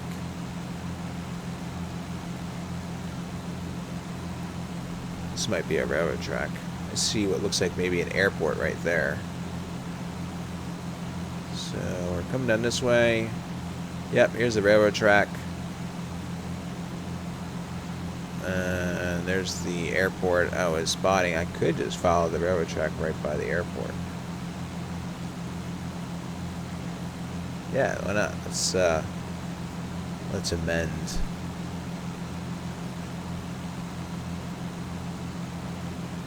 And we'll take a nice gentle descent down to, oops,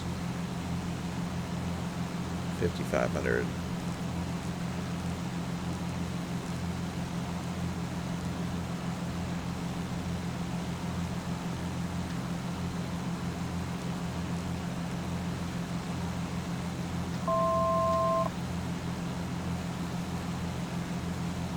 Eclipse 3 Charlie Alpha, connect Oakland Center 123.8.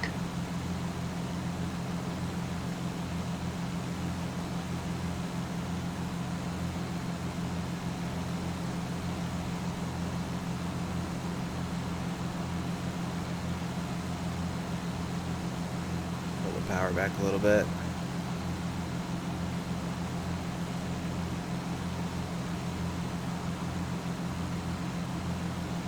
November 9 Charlie Alpha, Oakland Center, climb and maintain flight level 290.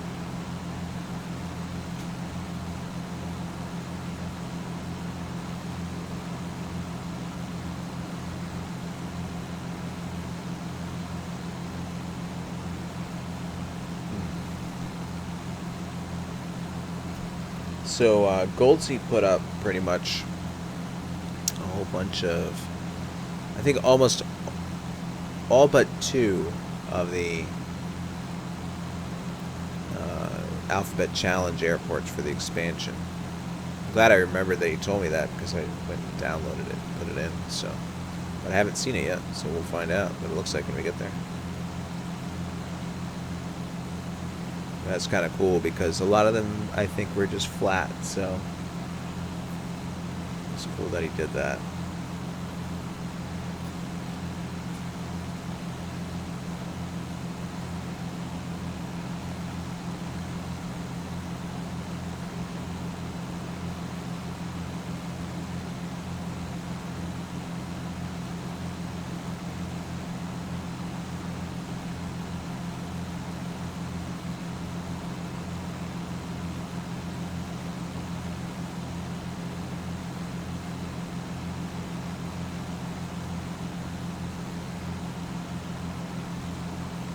Are you still, hold on.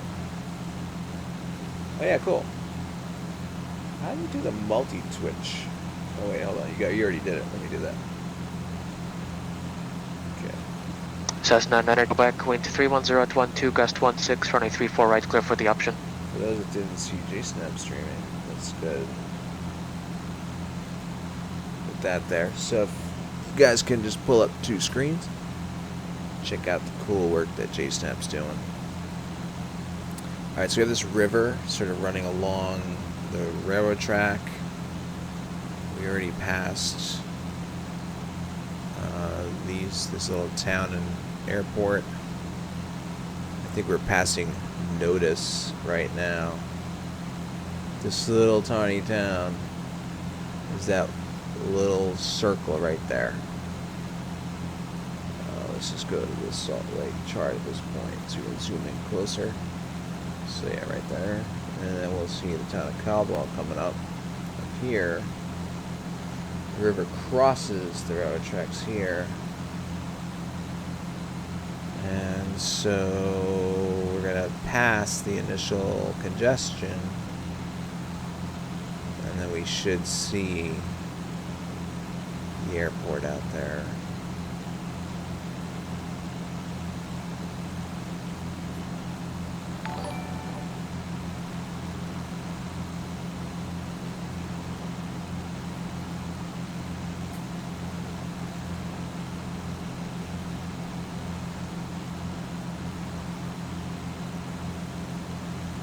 Confi 9900, thank you very much for following.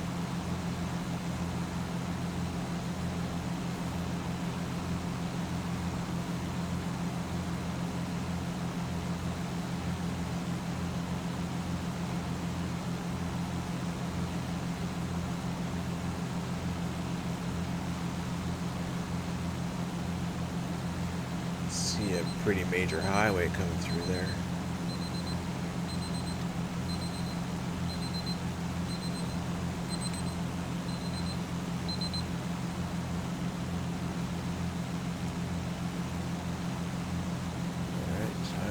Reset. I need that frequency too.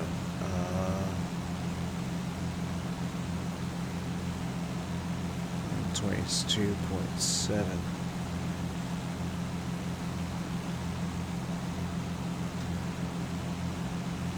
Felix Brickman, thanks for following.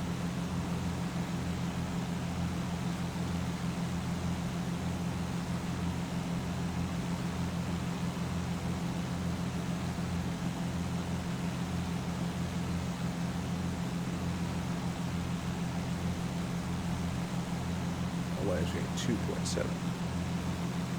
Right, so we have that set. And now we gotta find the airport. So here's the town. Eclipse to Charlie Alpha, contact Oakland Center 127.45. Maybe that's the airport.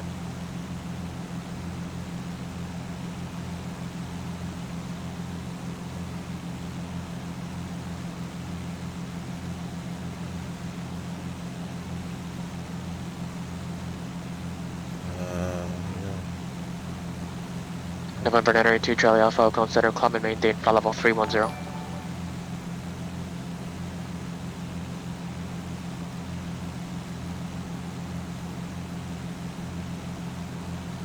Yeah, I think that's it. Bonanza 6 Tango Bravo, Caldwell Airport, 11 o'clock, 2 miles. Airport in sight, 6 Tango Bravo. Andre, thanks Bonanza for the 6 follow. Tango Bravo, no traffic observed between you and the Caldwell Airport. Order service terminated, squawk at 19 VFR, frequency change approved. Okay, Squawk VFR, frequency approved, 576 Tango Bravo, thank you. Alright, so, yeah, okay. Oops, wrong button.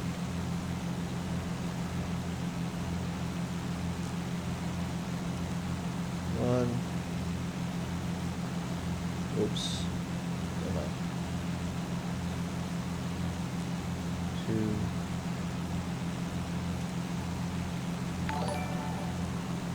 Zero.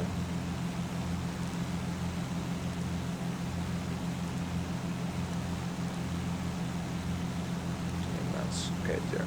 Okay. Let's go over to CTAF. Avocandre, thanks for following. So here's the airport. Down here, I'm gonna just go a little bit past it, and what we're gonna do is get this down to what do we say? We're gonna do 30. We'll do 3,300.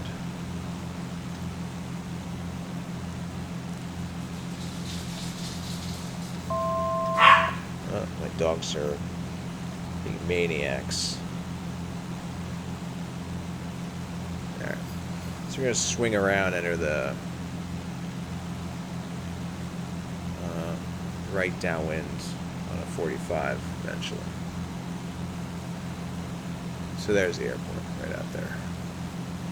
So we're going to go out, turn around, enter on a 45, come around and in.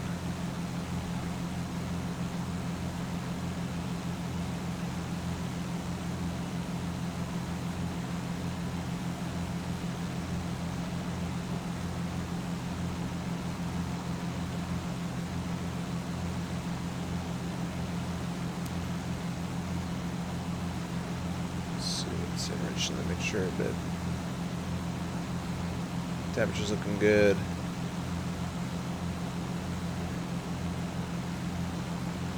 So altimeter, we have cowl flaps are closed, but we're still warm enough. We don't need to close them. Power is required. Make sure we just enriched.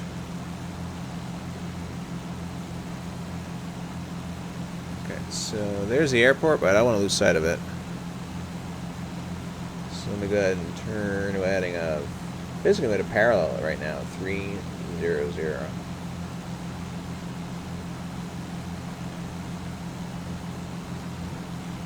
This is where like switching to track IR would be real nice right now.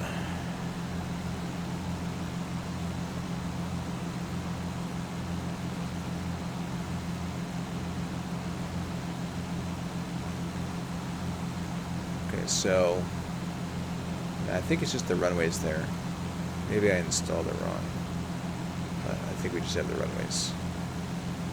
I don't see any buildings there, so it's a little harder to spot.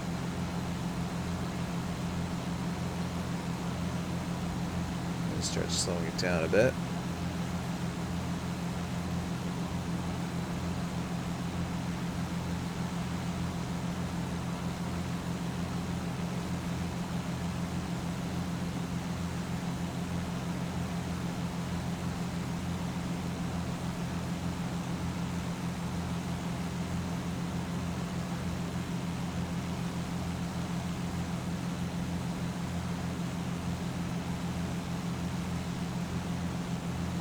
Okay. Gonna make now a turn 210. Slow down even more.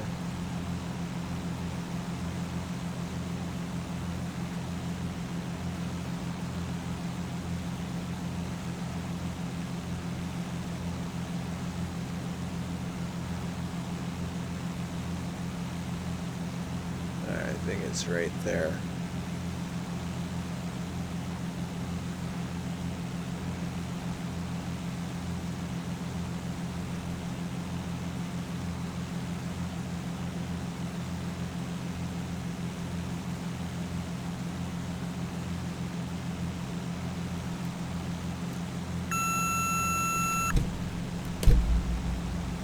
College traffic has 576 Tango Bravo green and white.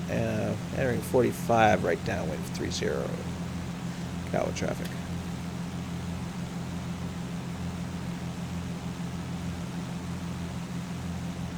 Oops.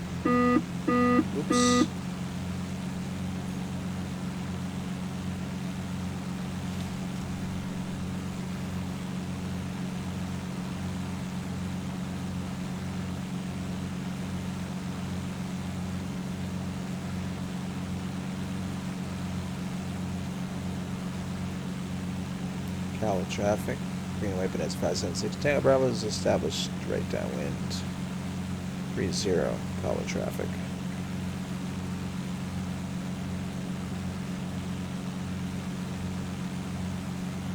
Alright, so we're like a beam. Here's coming down. Descent coming down. About 105 is good because that is best glide speed of this airplane.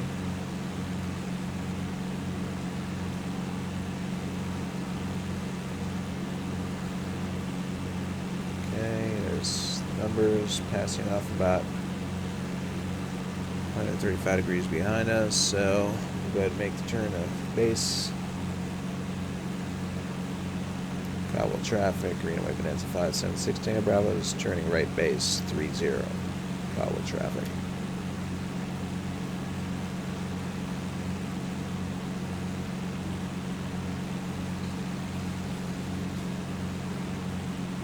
Okay. First notch of flaps.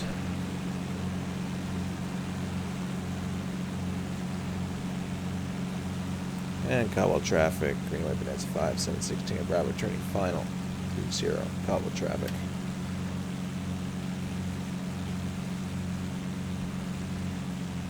Okay, 90 looks good. Last notch of flaps, 80. Props full forward, mixture full rich.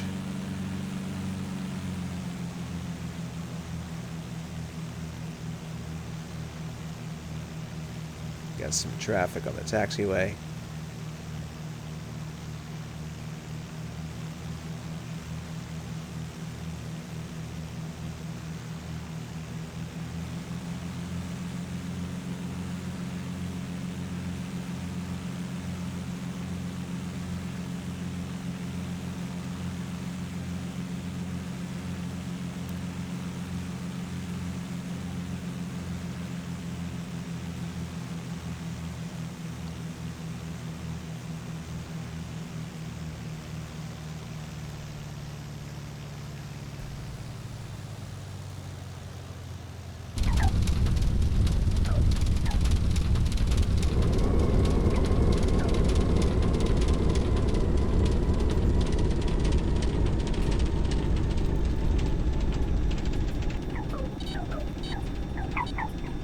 Well, I guess the that was a obviously a whatchamacallit, the photo scenery version of a taxiway exit point. So we'll just stop right here. Let's see, hopefully. Thanks, Watt.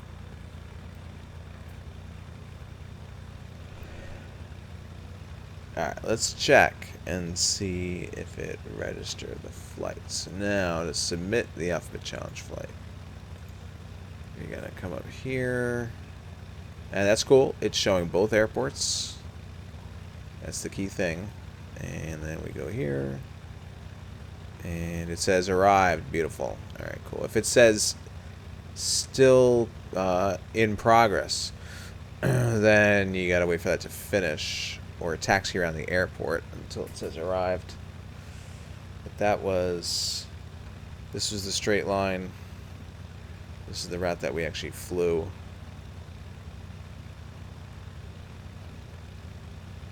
Yeah, yeah, definitely. I'm sure the shearing action of the landing gear on that rough taxiway exit was not the most pleasant thing for it. Alright, so now we're going to come here, and we're going to go to Alphabet Challenge, and we want to do submit, and paste, and then it hopefully will say that, yes, I've completed. Oh, that's new. I don't remember it ever telling us the aircraft, or maybe it always did. I can't remember. Cool. Good deal. Check out a little replay of the landing. And we gotta disconnect. Disconnecting. Disconnected. Wait.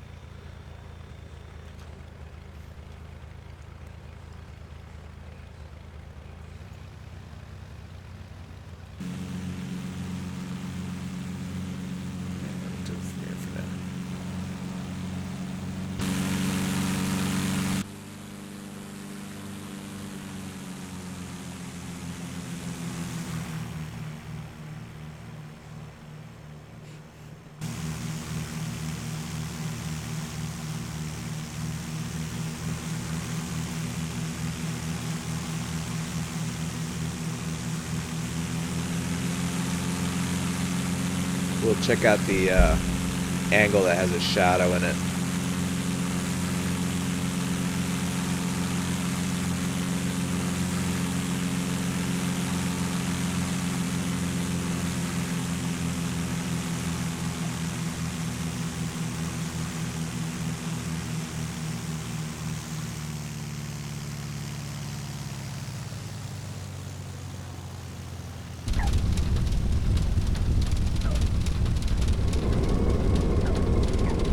So I don't know how many of you guys saw the talk by the X-Plane team. Boom. Oh yeah. Oh yeah, look at those shocks. Those struts are taking a beating. And we took out a light. But they talked about improving the ground effect further eventually, so that's kind of interesting.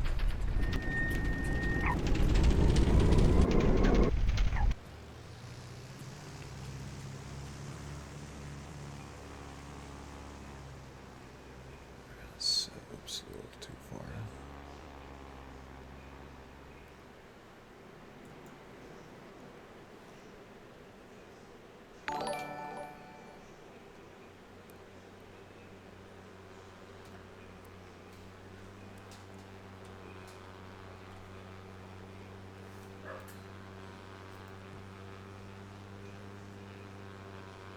Caslin B, how's it going? Thanks for following.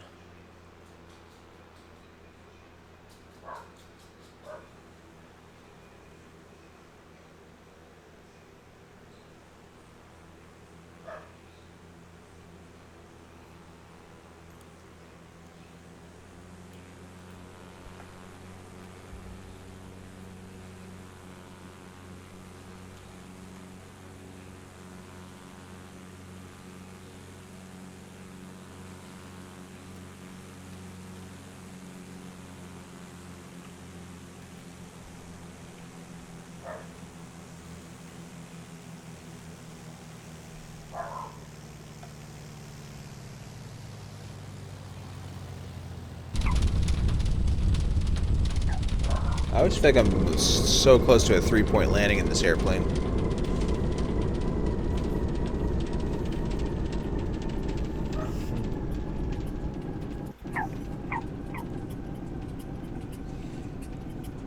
That looks pretty funny.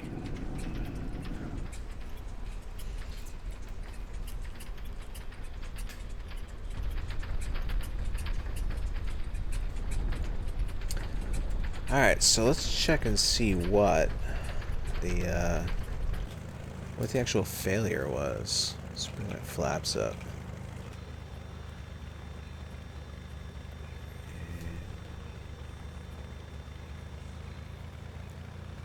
Okay. Let's see. Oh, I have to shut off the engine. Damn it.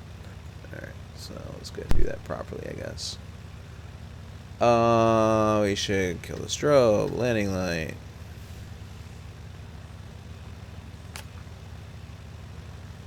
Brakes. Equipment off.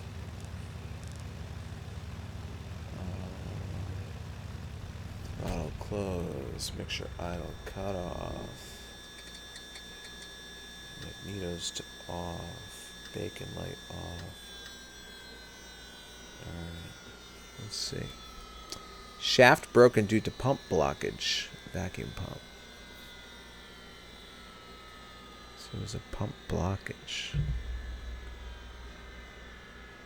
Oh, what? Alright, man. You have a good one, buddy. Thanks for hanging.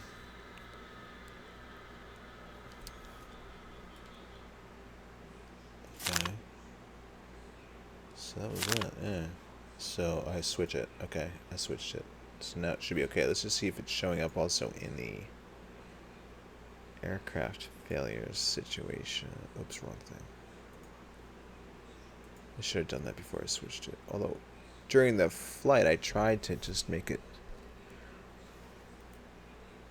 Let's see, maybe under instruments, vacuum pumps is always working. So, maybe because I fixed it during flight, but maybe not. I don't know. Alright, should work. 9 quarts. What do we have? 50, so I'll put 50 in there. There we go.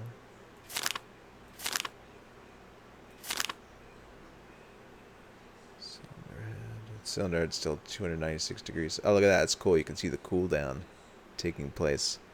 I wonder if we stared at this long enough, like how long would it take to go back to like ambient temperature? That'd be as exciting as watching the grass grow, of course. But, hey Sim dude, what's up, buddy? Well, I might do another leg. I was thinking about doing the next one.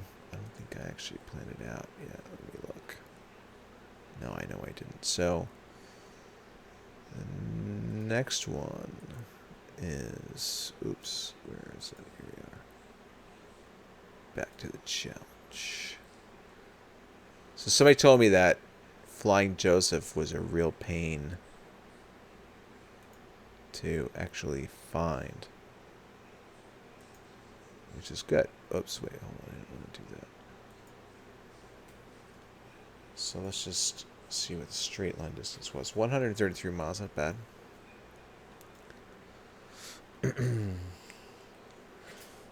And the way I had planned when I looked at it to go was to basically like swing around and come on up this way.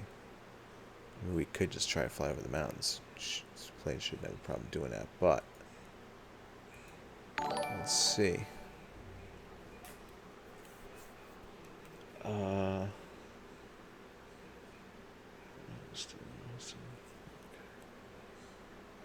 We took off out of here. Here goes my timer. King Suchi. Thanks for following.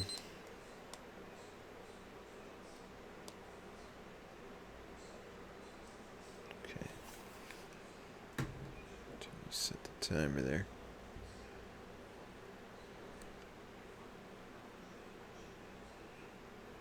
So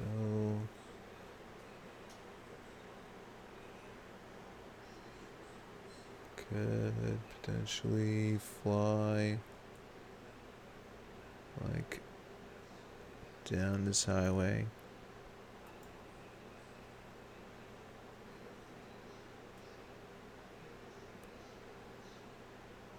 Cross Boise Airport above 7,000. And at one point end up seeing this river, the Arrow Rock Reservoir, and then see if we can find a river and road. But this complexity of hills is really going to make that kind of stuff hard to see. Because they, unless you're high enough, they tend to get like really kind of if you're like one peak over, you're not seeing it, basically.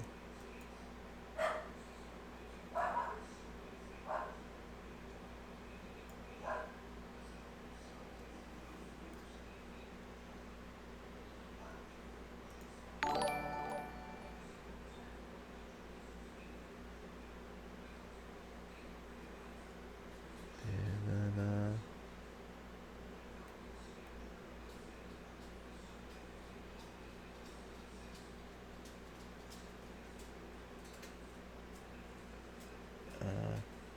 and Tori, thanks for following. So Middle Fork Boise River kind of just sort of fades off into these hills.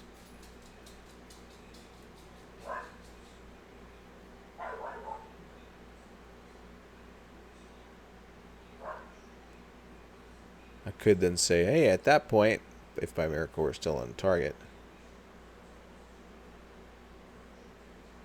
keep flying until we see the lake here.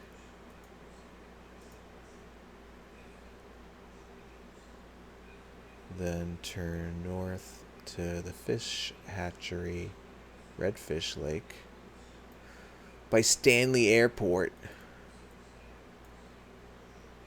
And then cruise on by this road. And kind of come up that way. And see what the heck happens. Hey Merbos, how's it going? So that's the potential route right there. And let me just copy this.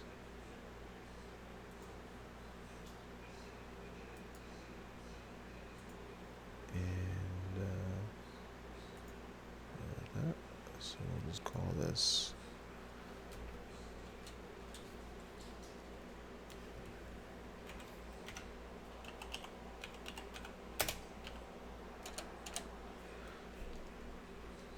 Alright. Save. Huh. Alright.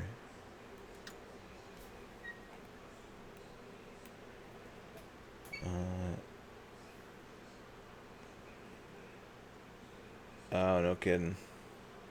Wait, so you're in Boise Life? You're in Boise right now?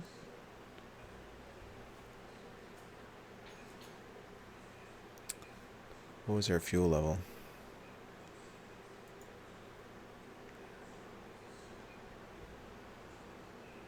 Well, that's strange. Usually when...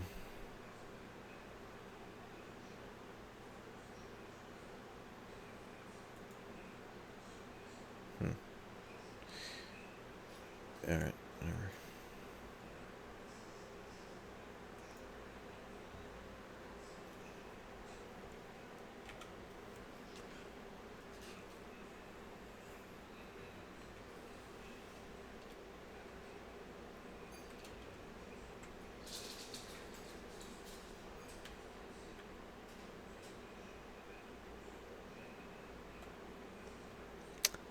Maybe I didn't put the airport in. Let me just double check something.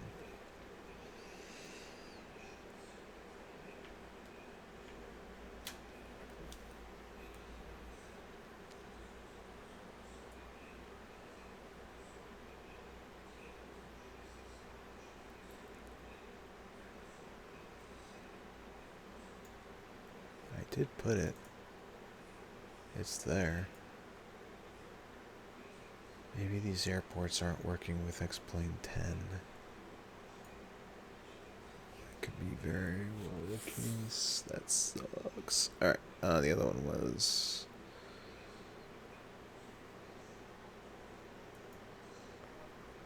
Alright, so Flying Joseph Ranch is supposed to be available.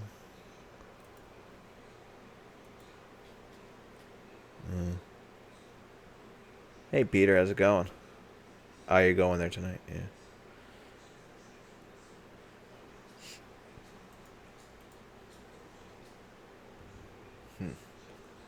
Alright, so here's what I gotta do. I'm just gonna interrupt the VOD for one moment, but I'm restarting it right away. So that way it just breaks up the VOD.